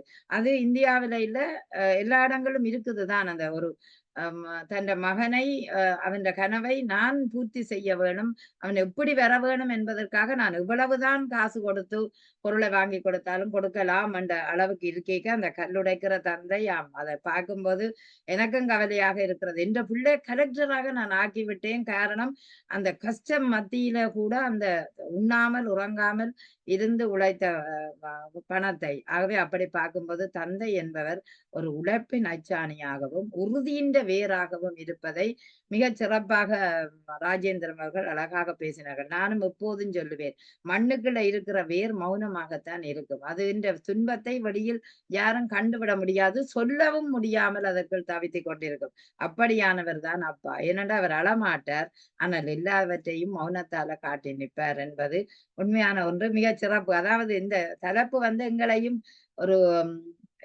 கவலைப்படவும் வைக்கின்றது. ஒரு பக்கம் அதை அப்பா செய்ததை சிந்திக்கவும் உண்மையிலேயே வைக்கின்றது. நினைத்து பார்க்க ஒரு கண்ணீர் துளிகள் எங்களுக்கும் வரக்கூடிய ஒரு வாய்ப்பாக இருக்கும். அருமையான பேச்சு, அற்புதமாக இருந்தது. வாழ்த்துக்கள்.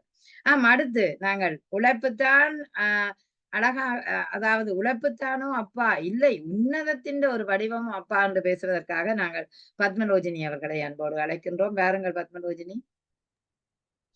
அனைவருக்கும் உற்சாகமான மாலை வணக்கங்கள். TSSL கலைஞருக்கும் நகுலா டீச்சர் உங்களுக்கும் முதல் வணக்கமும் வாழ்த்துக்களையும் கூறிக்கொண்டு, முதல்ல பேசிய அத்தனை பேச்சாளர்களுக்கும் சிறப்பான பேச்சு வாழ்த்துக்களை கூறிக்கொண்டு நான் என்னுடைய பேச்சுக்குள்ள போலாம். முதல்ல வந்து இப்ப நான் என்ன யோசிக்கிறேன்னா, உன்னதம் அப்படி என்னது இந்த கருத்தை நாங்க முதல் யோசிக்கணும். உன்னதம் என்ற ஒரு கருத்து பாத்தீங்கன்னா அதுக்கு பல சொற்கள் இருக்குது, பல விதமான சிமிலர் வேர்ட்ஸ். நேர்மை, உயர்ச்சி, மேன்மை, அன்பு, ஆற்றல், அறிவு, ஒன்றின் உச்ச வெளிப்பாடு, ஒரு நிலையிட வெளிப்பாடு, இப்படி பல பொருள் இருக்குது. அப்ப எதுக்குள்ள அப்பா வர போறாருன்னு சொன்னா, ஒரு பிள்ளைக்கு ஒரு அப்பா என்னத்தை முதல் சொல்லிக் கொடுக்கலாம்? உழைப்ப சொல்லிக் கொடுக்க இயலாது. உழைப்பு வந்து அந்த பிள்ளையா கற்றுக்கொள்றதுதான் உழைப்பு. அதை அம்மாவும் சொல்லிக் கொடுக்கலாம்.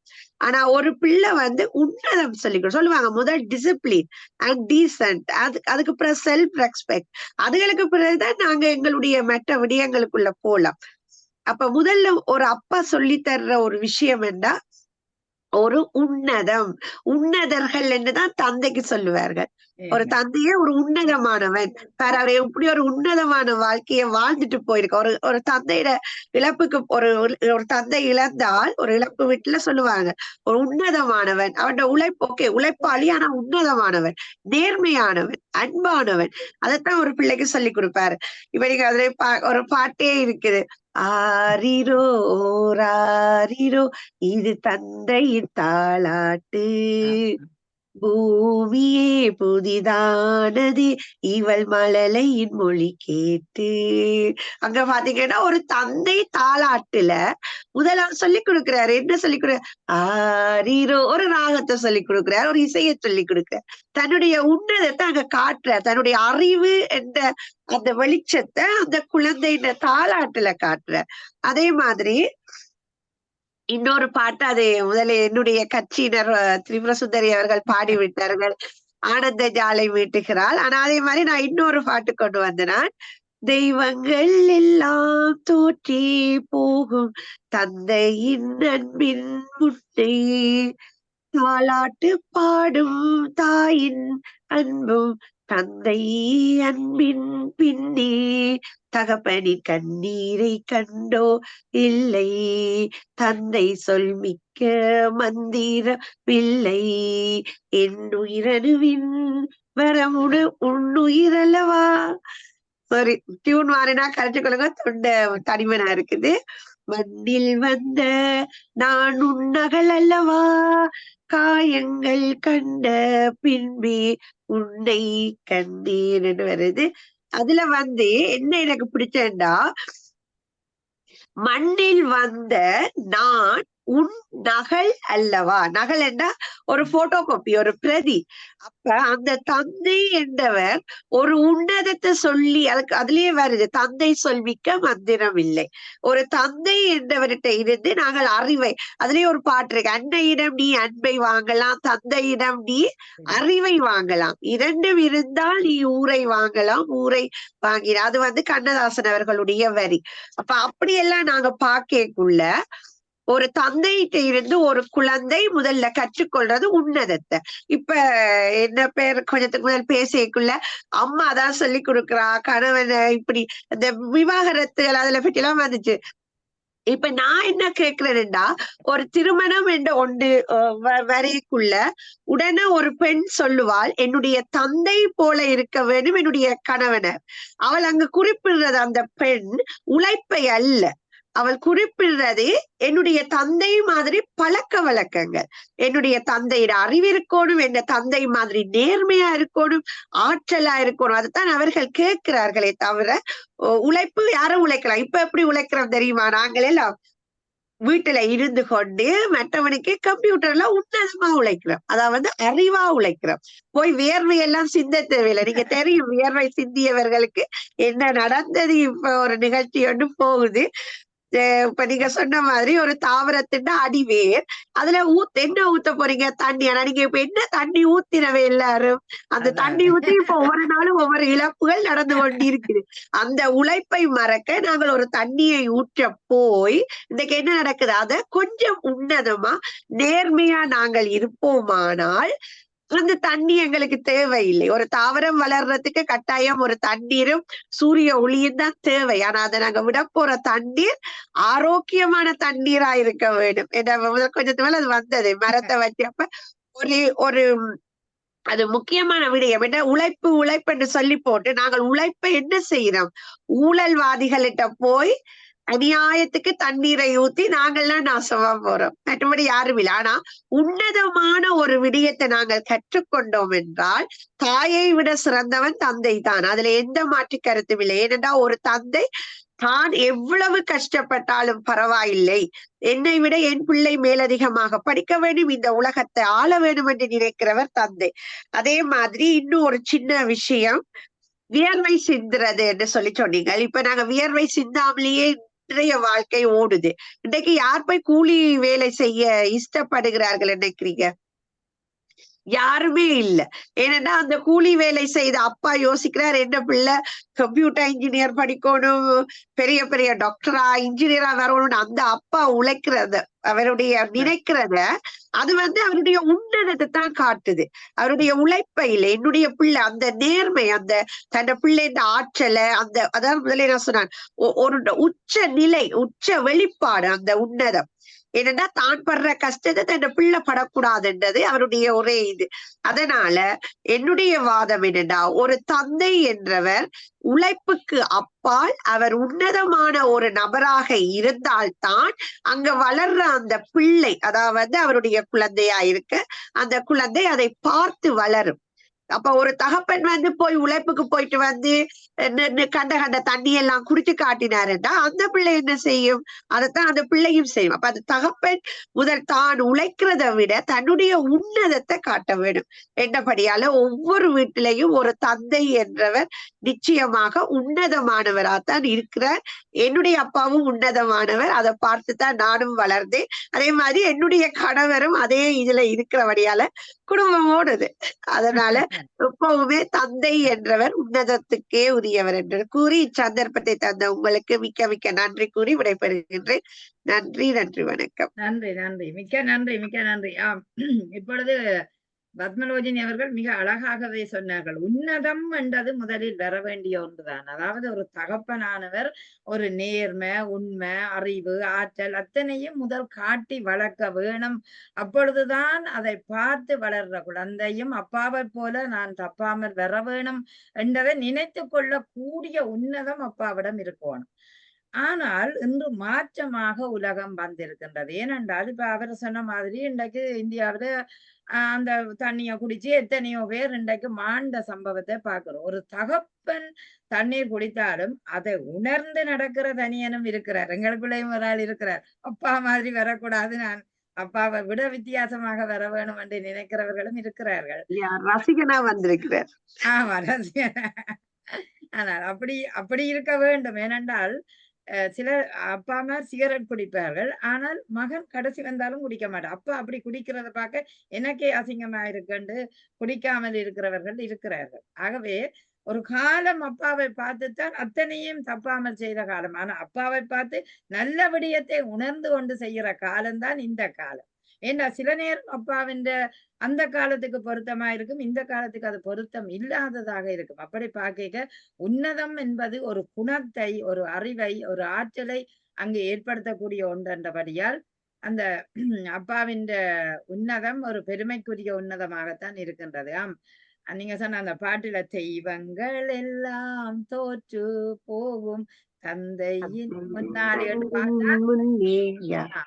அப்பா அவ்வளவுக்கு ஒரு தெய்வங்களை எப்பவும் அம்மா அப்பா தான் முதல் தெய்வம். அதை விட இயற்கை அடுத்த தெய்வம், அடுத்தது ஆண்டவன் நாங்க நினைச்சுக்கொள்ள.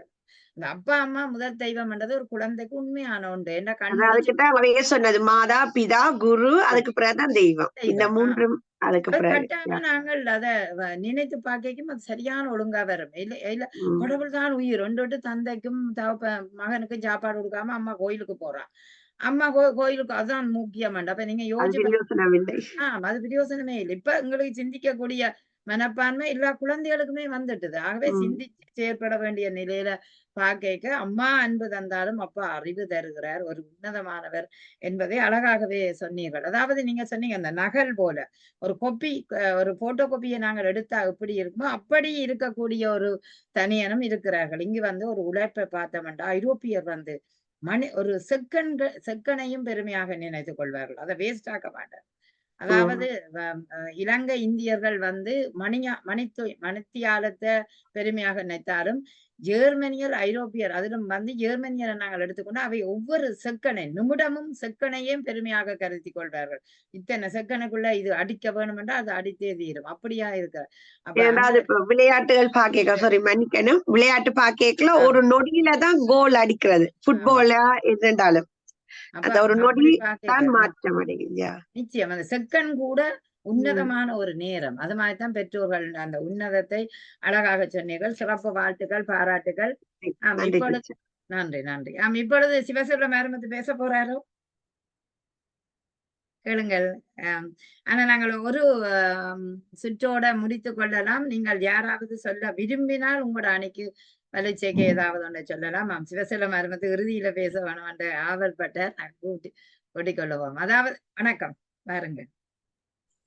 வணக்கம் அக்கா, வணக்கம். அனைவருக்கும் இனிய வணக்கம். நல்லதொரு அற்புதமான ஒரு நிகழ்வு. இந்த நிகழ்வுல நல்ல தலைப்பு, அருமையான தலைப்பை கொடுத்திருந்தீங்க. இருந்தாலும் பேசுவதற்கு நமக்கு கொஞ்சம் வாய்ப்பு இல்லை அப்படிங்கிற ஒரு சூழல்ல நானே கொஞ்சம் ஒதுங்க வேண்டியதா போயிருச்சு. உண்மையிலேயே நல்ல ஒரு தலைப்பு. ஒரு தந்தை அப்படிங்கிறவரு எப்படி இருக்கணும் அப்படின்னா அப்படின்னு நாம பாக்குறத விட அவர் எப்படியெல்லாம் இருக்கக்கூடாது அப்படிங்கறதெல்லாம் நம்ம பார்க்கலாம். ஒரு மிகப்பெரிய ஒரு உதாரணமான ஒரு மனிதரா வாழணும். ஒரு மகன் என்னுடைய அப்பாவை பார்த்து நான் இப்படியெல்லாம் இருக்கணும் அப்படின்னு நினைக்கக்கூடிய வகை ஒண்ணு, இப்படியெல்லாம் இருந்துட கூடாது அப்படின்னு நினைக்கக்கூடிய வகை ரெண்டு. இன்றைக்கு இருக்கக்கூடிய தமிழகத்துல பெரும்பாலான குழந்தைகள் என்னுடைய அப்பா மாதிரி இருந்துடக்கூடாது அப்படின்னு தான் நினைக்க வேண்டிய சூழல்ல நாம இருந்துகிட்டு இருக்கோம். இன்னைக்கு தமிழகமும் மட்டுமல்ல, ஒட்டுமொத்த உலகம். உதாரணத்துக்கு இன்னைக்கு கள்ளக்குறிச்சி எடுத்துக்கிடுவோமே, கள்ளச்சாராயம் அருந்தி 40 பேர் 50 பேர். அதுல ஒரு ஆச்சரியம் என்னன்னா 5 பெண்கள். அப்போ இப்படி இருக்கக்கூடிய ஒரு சூழல்ல அந்த கள்ளச்சாராயம் அருந்தினவருடைய குழந்தைகள் எப்படி அவங்க அப்பாவை ஒரு முன்மாதிரியாகவோ ஒரு உதாரணமாகவோ எடுத்துக்குவாரு. அவங்க அப்பா எனக்கு உன்னதத்தை கத்துக் கொடுத்தாருன்னு எப்படி சொல்லுவாங்க? தந்தை அப்படிங்கிற பதவி ஒரு மிகப்பெரிய ஒரு பதவி, எல்லாருக்கும் ஒரு கிடைக்காத ஒரு பதவி. நீங்க ராமேஸ்வரம் போய் பாருங்க, காசிக்கு போய் பாருங்க, ஒண்ணு வேண்டாம், எத்தனையோ கருத்தரிப்பு மையங்கள் இருக்கு, அங்கெல்லாம் போய் பாருங்க. ஒரு குழந்தை கிடைச்சிடாதா அப்படின்னு சொல்லிட்டு எத்தனையோ முறை அந்த செயற்கை முறையில கருவூட்டலாக இருக்கட்டும், எத்தனையோ முறைகளுக்கு போய் கெஞ்சிக்கிட்டு நிக்கிறாங்க, ஏதாவது ஒரு குழந்தை எங்களுக்கு கொடுங்கன்னு மருத்துவர்கிட்ட.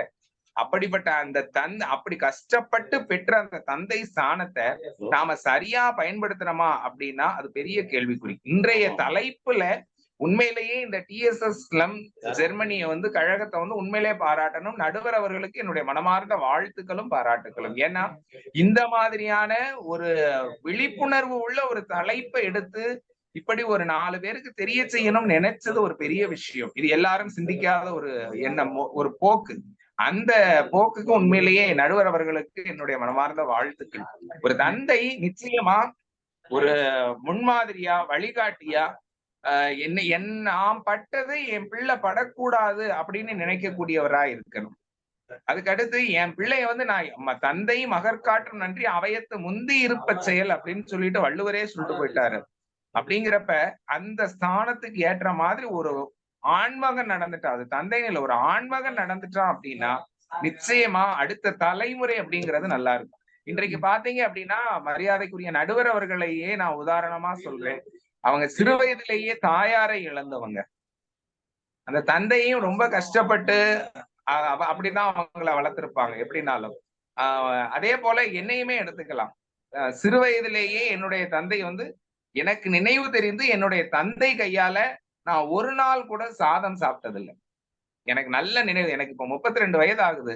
ஒரு நாள் கூட என் அப்பா கையால ஒரு உருண்டை சோறு நான் வாங்கி சாப்பிட்டதில்லை. முழுக்க முழுக்க என் தாயார் தான் என்னை கவனிச்சாங்க. இன்னைக்கும் என் தந்தை உயிரோட தான் இருக்காரு. ஆனா என் தாயார நான் நினைக்கிற அளவுக்கு என் தந்தையை நான் நினைக்கிறது இல்லை. அப்போ நான் முன்மாதிரி, எனக்கு இவர் ஒரு வழிகாட்டின்னு நான் யாரை நினைப்பேன் அப்படின்னா, எனக்காக ஒவ்வொரு நொடியும் தன்னை இழந்து என்னை வளர்த்தவங்களை தானே நினைப்போம். அப்போ ஒரு தந்தையும் அப்படி இருந்திருந்தா இன்னைக்கு இந்த இடத்துல நானும் என்ன சொல்லியிருப்பேன், மகன் தந்தை காற்றும் உதவி இவன் தந்தை என்னோற்றான் கொள்ளும் சொல் அப்படிங்கிற வள்ளுவரோட வரிக்கு உதாரணமா என் அப்பா இருந்தார் அப்படின்னு சொல்லுவேன். இன்னைக்கும் நடுவர் அவர்களே, என்னுடைய அப்பாவை நான் அப்பான்னு கூப்பிட்டதே கிடையாது. சொல்லுங்க, அப்படியா, சரி, வச்சிருவோம், கொடுத்துருவோம், இப்படித்தான் சொல்லி முடிக்கிறேனே தவிர அப்பாங்கிற வார்த்தையை சொல்வதற்கு எனக்கு அந்த இடத்துல விருப்பம் வர்றதே இல்லை. இந்த மாதிரி நிறைய சொல்லலாம். அப்போ நாம என்ன செய்யணும் அப்படின்னா, உண்மையிலேயே இன்றைய தலைப்புல நீங்க பேசிய விவாத கருத்துக்கள் ரொம்பவே அற்புதமான கருத்துக்கள். இதை பார்க்கக்கூடிய நேயர்கள் நிச்சயமா இதையெல்லாம் நம்முடைய வாழ்க்கையில பின்பற்றணும்னு ஒரு 100 பேர் திருந்த வேண்டாம், 50 பேர் திருந்த வேண்டாம், ஒருத்தர் திருந்தினால் கூட இந்த டிஎஸ்எஸ் ஸ்லம் ஜெர்மனி கழகம் உண்மையிலேயே ஒரு பெரிய சாதனையை நடத்தி இருக்கு அப்படின்னு நான் நினைப்பேன். உண்மையிலேயே சொல்றேன், இன்னைக்கு நான் ஒரு அரசு ஊழியரா இருந்து ஒரு 10 பேருக்கு பாடம் நடத்துறேன் அப்படின்னா, ஒரு தமிழ்நாடு அரசு விருது வாங்கியிருக்கேன் அப்படின்னா, அது எல்லாவற்றுக்கும் காரணம் என்னுடைய தாயார் மட்டும்தான். என் தந்தையை நான் சொல்லலாம் அப்படின்னு ஒரு இடத்துல கூட சொல்லல முடியல. அதே கடைசியா ஒன்றை சொல்லி நிறைவு செய்கிறேன். என்னுடைய தந்தையாரினுடைய பெயரை கூட நான் என்னுடைய முன்னெழுத்ததாக பயன்படுத்துவதே கிடையாது. இன்னைக்கும் பள்ளிக்கூடத்துல இருக்கக்கூடிய ஆவணங்கள்ல மட்டும்தான் என்னுடைய தந்தையார் பெயரை இனிஷியலா முன்னெழுத்தா போடுறேன். மற்றபடி அது பேரே போடக்கூடாதுங்கிற ஒரு வெறுப்பை எனக்கு கொடுத்தது அவருடைய குடிப்பழக்கம், விடாத புகைப்பழக்கம், அவருடைய தவறான உறவு முறைகள், இது எல்லாமே எனக்கு ஒரு வெறுப்பை கொடுக்குது. ஆனா இன்னைக்கு உண்மையிலேயே நான் கொஞ்சம் மாற்றி யோசிக்கேன். நான் இன்னைக்கு நல்லவனா இருக்கேன் அப்படின்னா அதற்கு காரணமும் என் தந்தை தான். எப்படி தெரியுமா? அவரு தண்ணி அடிக்கிறத பார்த்து பார்த்தே எனக்கு வெறுத்து போச்சு. அவர் புகைப்பிடிக்கிறத பார்த்து பார்த்தே எனக்கு வெறுத்து போச்சு. கண்டவர்களோடு பேசுறத பார்த்து பார்த்தே எனக்கு வெறுத்து போச்சு. அப்ப எப்படியெல்லாம் இருக்க கூடாது அப்படிங்கிறத என்னுடைய தந்தையை பார்த்து நான் படித்துக் கொண்டேன். எப்படியெல்லாம் இருக்கணும் அப்படிங்கிறத என்னுடைய அம்மாவை பார்த்து தெரிந்து கொண்டேன். ஆக உண்மையிலேயே நீங்களும் உங்களுக்கு இந்த நேயர்கள் எல்லாருக்கும் அன்போட கேட்டுக்கிறேன், உங்களுடைய பிள்ளைகள் உங்களை முன்மாதிரியா காட்டுன்ற மாதிரி நீங்க வாழ்ந்து காமிக்கணும் அப்படிங்கிறத சொல்லிக்கொண்டு, இந்த வித்தியாசமான எப்பொழுதுமே ஒரு சமுதாய நோக்கோடு சமூக சீர்திருத்த சிந்தனையோடு நிகழ்வுகளை நடத்தி கொண்டிருக்கக்கூடிய ஜெர்மனி டிஎஸ்எஸ் ஸ்லம் கழகமும் அதனுடைய நிறுவனர் மரியாதைக்குரிய நகுலா சிவநாதன் அன்பு அக்கா அவர்களுக்கும் என்னுடைய மனமார்ந்த வாழ்த்துக்களையும் நன்றிகளையும் தெரிவித்து விடைபெறுகிறேன். நன்றி, வணக்கம். நன்றி நன்றியா. இந்த 32 வருடங்களுக்குள் இவ்வளவு மகத்தான ஒரு சக்தி பொதிந்திருக்கிறது என்பதை பேசும்போதுதான் உங்களுடைய வயதை கூட நாங்கள் அறிந்திருக்கிறோம். உண்மையிலேயே அதனால் நீங்கள் வரவில்லை என்று அன்றைக்கு எழுதின உடனே எனக்கு கவலையாக இருந்தது. ஏன் அப்பா அப்படி நடந்தாலும் நான் வரப்போற அப்பாவாக இருக்கிற நான் எப்படி ஒரு புதுமையாக வாழலாம் என்பதை காட்டினால் அதுவே சிறப்பாக இருக்கும் என்பதை அவருக்கு சொன்னோன்னா உண்மையிலேயே அதிசயமான ஒரு அற்புதமான கருத்து. அதாவது நான் எப்போதும் நினைப்பேன் என்னை போல் என் மகள் வர வேணும் அண்டில்ல, என்னில எத்தனை குறைகள் இருக்குதோ அதையெல்லாம் நிவர்த்தி செய்யக்கூடிய ஒரு ஆலமரமாக இருக்க வேணும் என்று இந்த இறைவன் பாதத்தில பணிந்து நினைக்கிறேன். என் மகள் அத்தனையே எந்த நிலையில அவள் இருக்க வேணுமோ என்னை விட உயர்ந்தவளாகத்தான் நான் என்று பார்க்கின்றேன். ஏனால் ஆலமரமான அந்த வளர்ச்சியின் கீழ் நான் ஒரு சிறு நாணப்புல்லாகத்தான் அம்மா நிற்கின்றேன். அதை பெருமையாக சொல்கிறேன். ஏண்டா அறிவு ஆற்றல் அத்தனையிலுமே ஓங்கித்தான் நிற்கின்றாள். அப்படி பார்க்க அப்ப நான் சொல்லுவேன், என் அம்மா அந்த உற்சாகம் சுறுசுறுப்பு அத்தனையிலுமே நீங்கள் அதை ஏதோ ஒரு ஏணியாக எடுத்துக்கொண்டு எங்களை விட சிறந்தவர்களாக நீங்கள் வாழ வேண்டும் என்பதைத்தான் நான் ஊட்டி வளர்த்திருக்கிறேன். அப்படித்தான் சொல்லுவேன். ஏனென்று கேட்டால் அப்பாவை போல அதே குணங்கள் அவற்றோடு ஒரு ஆள் வாழக்கூடாது. அப்பாவின் ஒரு திறமையை எடுத்துக்கொண்டு இன்னும் உயர்வாக போகக்கூடிய நிலையை பார்க்க வேண்டும் தான் பார்க்கிறது தான் இந்த புதிய சமுதாயத்தின் ஒரு நோக்கமாக இருக்க வேண்டும். எனவே நீங்கள் எல்லோரும் பேசி இருக்கின்றீர்கள். யாராவது ஏதாவது சொல்ல வேணுமென்றா சொல்லுங்கள், இல்லாட்டி நாங்கள் நிறைவு செய்வோம். திரிபுர சுந்தரி ஏதோ சொல்ல போறீங்களோ? ஏதோ இல்லையா? ஆமா சகோதரி, ஒரு சின்ன கருத்தை சொல்றேன். ராஜேந்திரன் அவர்கள் சொன்னார்கள், ஆணிவேர் தந்தை ஆணிவேர் என்றார்கள். ஆணிவேராக இருப்பதும் உன்னத தன்மைதான். அந்த உன்னதன்ற உணர்வு இருக்கிறதுனாலதான் அவர் ஆணிவேராக இருக்கிறாரு. அப்புறம் உழைத்தாலும் அவர் பகல் உள்ள உழைத்தாலும் இரவு தன் குழந்தையின் தலையை தடவுகிறார் என்பது அவர் உன்னத தன்மை அதுக்கப்புறம் உன்னதத்தன்மை இருக்கிறதுனாலதான் தந்தையே உழைக்கிறார். தன் மனைவி தன் குழந்தை அப்படிங்கிற எண்ணம் இருக்கிறதுனாலதான் அவர் உழைக்கவே செய்யறாரு. உன்னத தன்மை இல்லைன்னா உழைப்பும் இருக்காது அப்படிங்கிறது என்னோட கருத்து. சகோதரர் சொன்னாரு, அவங்க வீட்டை குடிக்காரரா இருந்தா அப்பா குடிக்காரரா இருந்தா பிள்ளையும் பார்த்து குடிக்குமா அப்படிங்க. அது இல்லைங்கிறதுக்கு இப்போ நம்ம சிவசெல்வம் மாதிரி அருமையா சொல்லிட்டு போனாரு. எங்க அப்பா அப்படி இருந்ததுனால நான் இப்படி இருக்கக்கூடாது. அதைத்தான் நான் முதலே சொன்னேன். நல்லவரா இருந்தாலும் கெட்டவரா இருந்தாலும் அவர்கிட்ட இருந்து எடுக்கக்கூடிய உன்னத தன்மை இருக்கு. நல்ல விஷயம்னாலும் கெட்ட விஷயம்னாலும் அப்படிங்கிறது என்னோட கருத்து. அடுத்து ரொம்ப அருமையா அவர் சொன்னாரு. இவர் ராஜேந்திரன் சகோதரர் அவர் மனைவியும் உழைக்கிறாங்க, அவரும் உழைக்கிறாரு, அவங்க குழந்தைக்கு உழைக்கிறாங்க. ஆனாலும் உன்னதத்தன்மை இருக்கிறதுனால அவர் டியூட்டி போயிட்டு வந்தா கூட எவ்வளவு நேரம் ஆனாலும் தன்னோட குழந்தைய கூப்பிடுறதுக்கு இவர் தான் வர்றாரு, தவிர தன்னோட மனைவி வர்றது இல்ல. அதுலயே இவர் உன்னதத்தன்மை எப்படிப்பட்ட உன்னதத்தன்மை இருக்குங்கிறத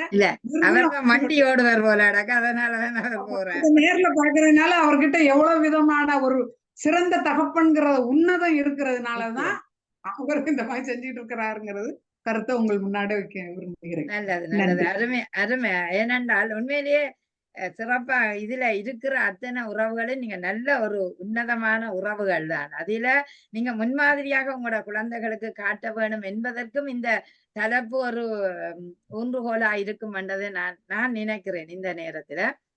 சுரேஷ் ஐயா இதன் சொல்ல போறீங்களா இல்லது நிறைவு செய்வோம்? ஒரு சில விஷயங்கள் மட்டும். சரி சரி, ரொம்ப அழகா இருந்தது. இப்ப என்ன இருக்குன்னா, இப்போ உங்களுக்கே ஒரு குழப்பம் வரும்.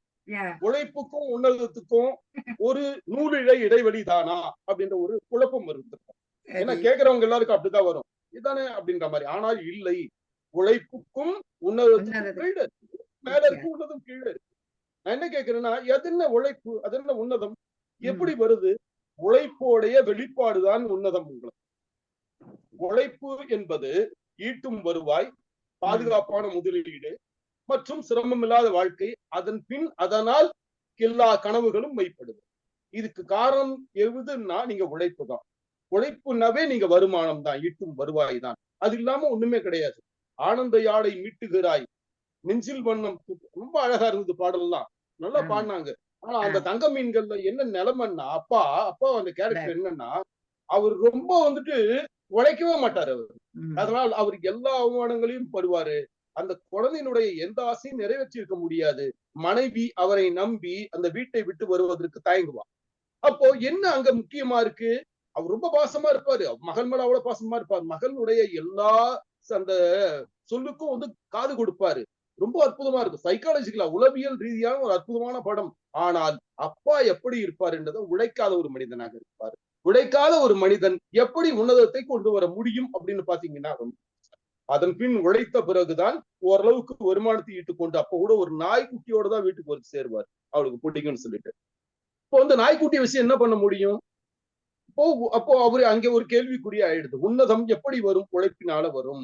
உழைப்பே இல்லாமல் உன்னதத்தை வச்சுக்கிட்டு நம்ம எதுவும் பண்ண முடியாதுன்றதான் உண்மை. ரொம்ப அழகா ஒரு படத்தினுள்ள பார்த்தேன் நான். அற்புதமான ஒரு படம் அது. சந்தோஷ் சுப்பிரமணியம்னுட்டு. அப்பா மகனை குழந்தையாகவே நடத்துவாரு காலத்துக்கும். ஒரு கட்டத்துல உணர்ச்சி வசப்பட்டு பையன் பேசுவான். நான் என்னுடைய வாழ்க்கையை திரும்பி பார்த்தால் நீங்க மட்டும் தான் இருக்கீங்க, நான் இல்லவே இல்லைன்னு தோணும் அப்படின்னுவான். கைய பிடிச்சிட்டு இருப்பான். அப்போ அப்பா நீ போடா அப்படின்னுவாரு. அப்ப கூட பையன் சொல்லுவான், இல்லை நான் உங்க கைகிட்ட இருந்து நான் விலக கூடாதுன்னு நான் நினைக்கிறேன். நானே எவ்வளவு பிரச்சனைகள் இருந்தாலும் உங்கள் கைகளில் தான் என்னுடைய கைகள் இருக்கிறது என்று சொல்லுவான். அந்த இடத்துக்கு வேற ஒண்ணுமே இல்லை. என்ன தான் அப்பா வில்லனா தெரிஞ்சாலும் அவருடைய அந்த உழைப்பு மிகப்பெரியதா இருக்குது. அவரே வந்து எனக்கு அனுமதி தரட்டும் அப்படின்னு சொல்லக்கூடிய அந்த காட்சி மிக அற்புதமாக இருக்கும் என சொல்லி, உழைப்பு தான் உன்னதத்தை வலியுறுத்தி கூட்டி வருகிறது, இழுத்து கொண்டு வருகிறது. அந்த உன்னதத்திற்கு உழைப்பு தேவை. உழைப்பினால் மட்டும்தான் தந்தை மிளிர்கிறார். அவரிடமிருந்து நாம் அனைவரும் கற்றுக்கொள்வது அந்த உழைப்பே என சொல்லி வாதம் நிறைவு செய்கிறேன். நன்றி, வணக்கம். அதாவது அருமையாக பேசினீங்களாம். உண்மையிலேயே அந்த ரெண்டும் சீர்தூக்கி பார்க்க வேண்டிய ஒன்றாகத்தான் இருக்கிறது. ஒரு உன்னதமான ஒரு வளர்ப்பு முறையில அந்த அப்பா கொண்டாலும் அவருடைய சரியான விளைவுகளை காட்டக்கூடியது உழைப்பாகத்தான் இருக்கின்றது. அது எப்படி நாங்கள் பார்க்கிறோம் என்றால், உழைப்பு பின்னால வருகிறது, உன்னதம் முன்னால வருகிறதை பார்க்கின்றோம். ஏனென்றால் ஒரு உன்னதமான வளர்ச்சியின் பின்னர் தான் அது உழைப்பின் வளர்ச்சியோட உன்னதம் வரலாம். ஆனால் ஒரு நேர்மை, உண்மை, அறிவை வளர்ப்பது ஆரம்பத்தில் தான். அதாவது ஒரு சின்ன வயதில் இருக்கும் போதுதான் ஒரு தந்தையானவர் குழந்தைக்கு வளர்க்கக்கூடிய ஒரு வாய்ப்பு வருகின்றது. ஆனால் பிற்காலத்தில் அது உழைப்பாக ஒரு பரிணாம தோற்றத்தை காணக்கூடிய ஒன்றாக இருக்கின்றது. அதனாலதான் அவர்கள் பொய்யாக இல்லை, தந்தை சொல்மிக்க மந்திரம் இல்லை என்று சொன்னார்கள்.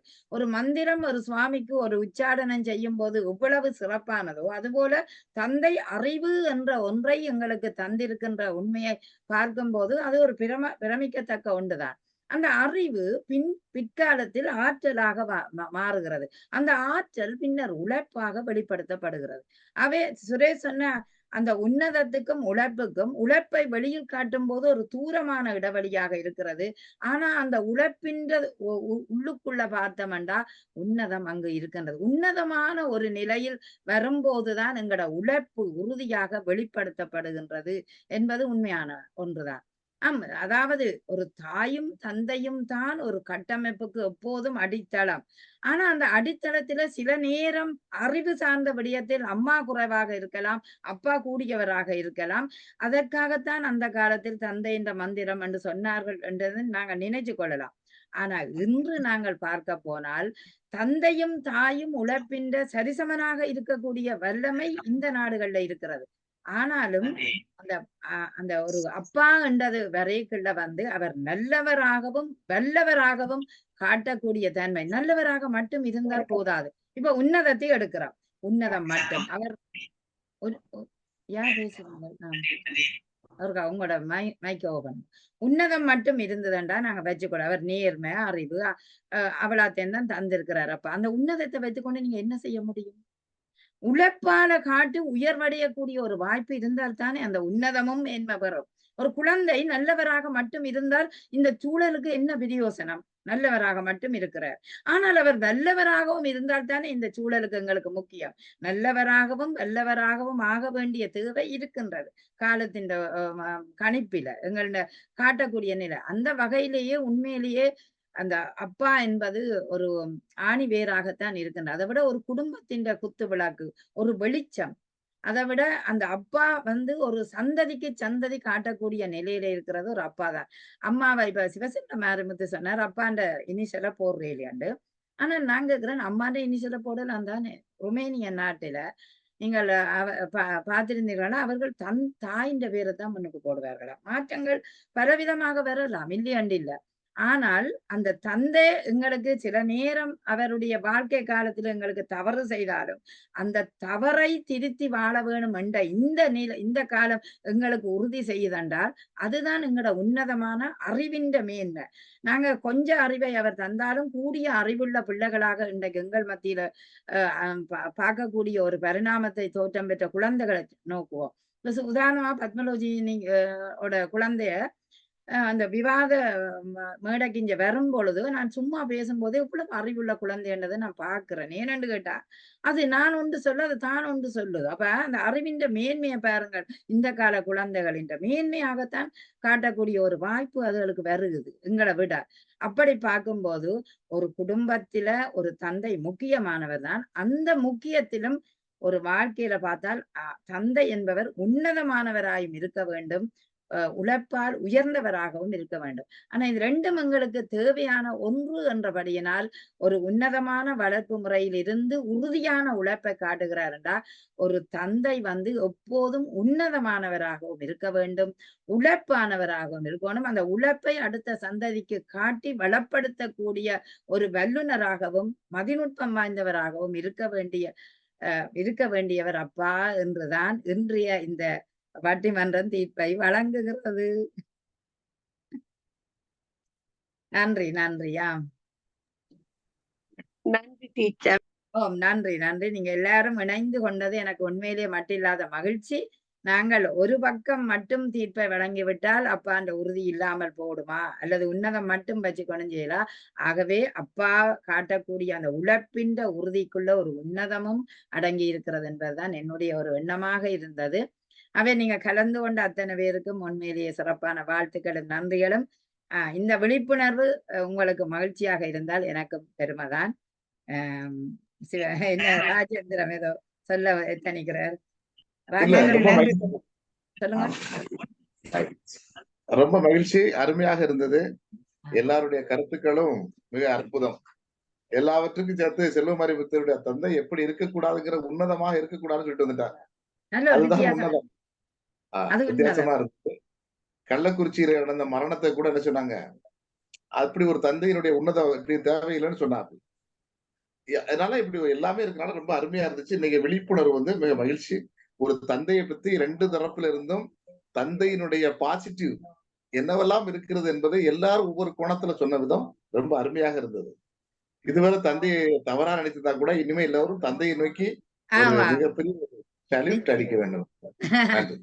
தந்தை இல்லாவிட்டாலும் அல்லது தந்தை வளர்ப்பு சரியில்லாட்டியும் இந்த விழிப்புணர்வு வந்து, அதாவது இந்த தலைப்புக்கு பிற்பாடு நாங்கள் அப்பா அப்படி செய்தாலும் அதை பார்த்துகின்றேன், நான் நல்லவராக வாழுகிறேனே, அதுதான் இன்னொரு மகிழ்ச்சி என்ற ஒரு நிலையையும் எடுத்துக்கொள்ளலாம். அருமை. வேற யாரும் சொல்ல போறீங்களா ஏதாவது? சரி, அப்ப நாங்கள் நிறைவு செய்வோம். சரி, இணைந்து கொண்ட அத்தனை பேர் உண்மையிலேயே சிரமம் பாராமல் நல்ல ஒரு தமிழுக்கு செவியாகத்தான் நான் நினைச்சு கொள்றேன். அது போல உங்களோட அன்பான உள்ளங்களின் இந்த இறுக்கமான இணைப்பும் நல்ல விடயங்களை தேவையிலும் நான் மகிழ்ச்சி அடைகிறேன். நன்றி, வணக்கம். பத்மலோஜி சொல்ல போறீங்களா? சாரி டீச்சர், அதுக்கு போன் வந்துட்டு நான் இப்ப ஸ்கூலால வந்ததான் எல்லாம். சாரி. இல்ல, உண்மையிலேயே ஒரு நல்ல ஒரு தலைப்பு. எல்லோருக்கும் சிறப்பான வாழ்த்துக்கள். மிக அருமையா எல்லாரும் பேசி இருந்தீர்கள். என்னன்னா அந்த தந்தை என்றது வந்து ஒரு வாழ்க்கையில எங்களுக்கு ஒரு சப்போர்ட். எப்பவுமே தந்தையை பற்றி பேசுறது எல்லாருமே குறைவு. தந்தையை பற்றி எல்லாரும் தாயைதான் கூட பேசுவார்கள், ஆனா தந்தையை பற்றி பேசுறது குறைவு. ஆனா உலகத்துல வந்து தந்தை தான் ஒரு அறிவானவரா இருப்பார் தாயை விட. அதனாலதான் அந்த தந்தை சொல்மிக்க மந்திரம் இல்லை என்றது வந்து அந்த காலத்துல வந்து ஆண்கள்லாம் வெளியில கூட போய் வந்தவர். அதனாலதான் அந்த சொல்லே வந்தது. அவர் ரொம்ப அறிவா எல்லாம் சொல்லி தருவினதுக்காக. நல்ல ஒரு தலைப்பு. உங்களை எல்லோருக்கும் சிறப்பான வாழ்த்துக்கள். அதுக்கு எல்லாம் போன் வந்துட்டு சாரி டீச்சர். நன்றி. நாங்க சந்திப்போம். நன்றி. நாங்க சந்திப்போம். நன்றி, வணக்கம். நன்றி, வணக்கம்.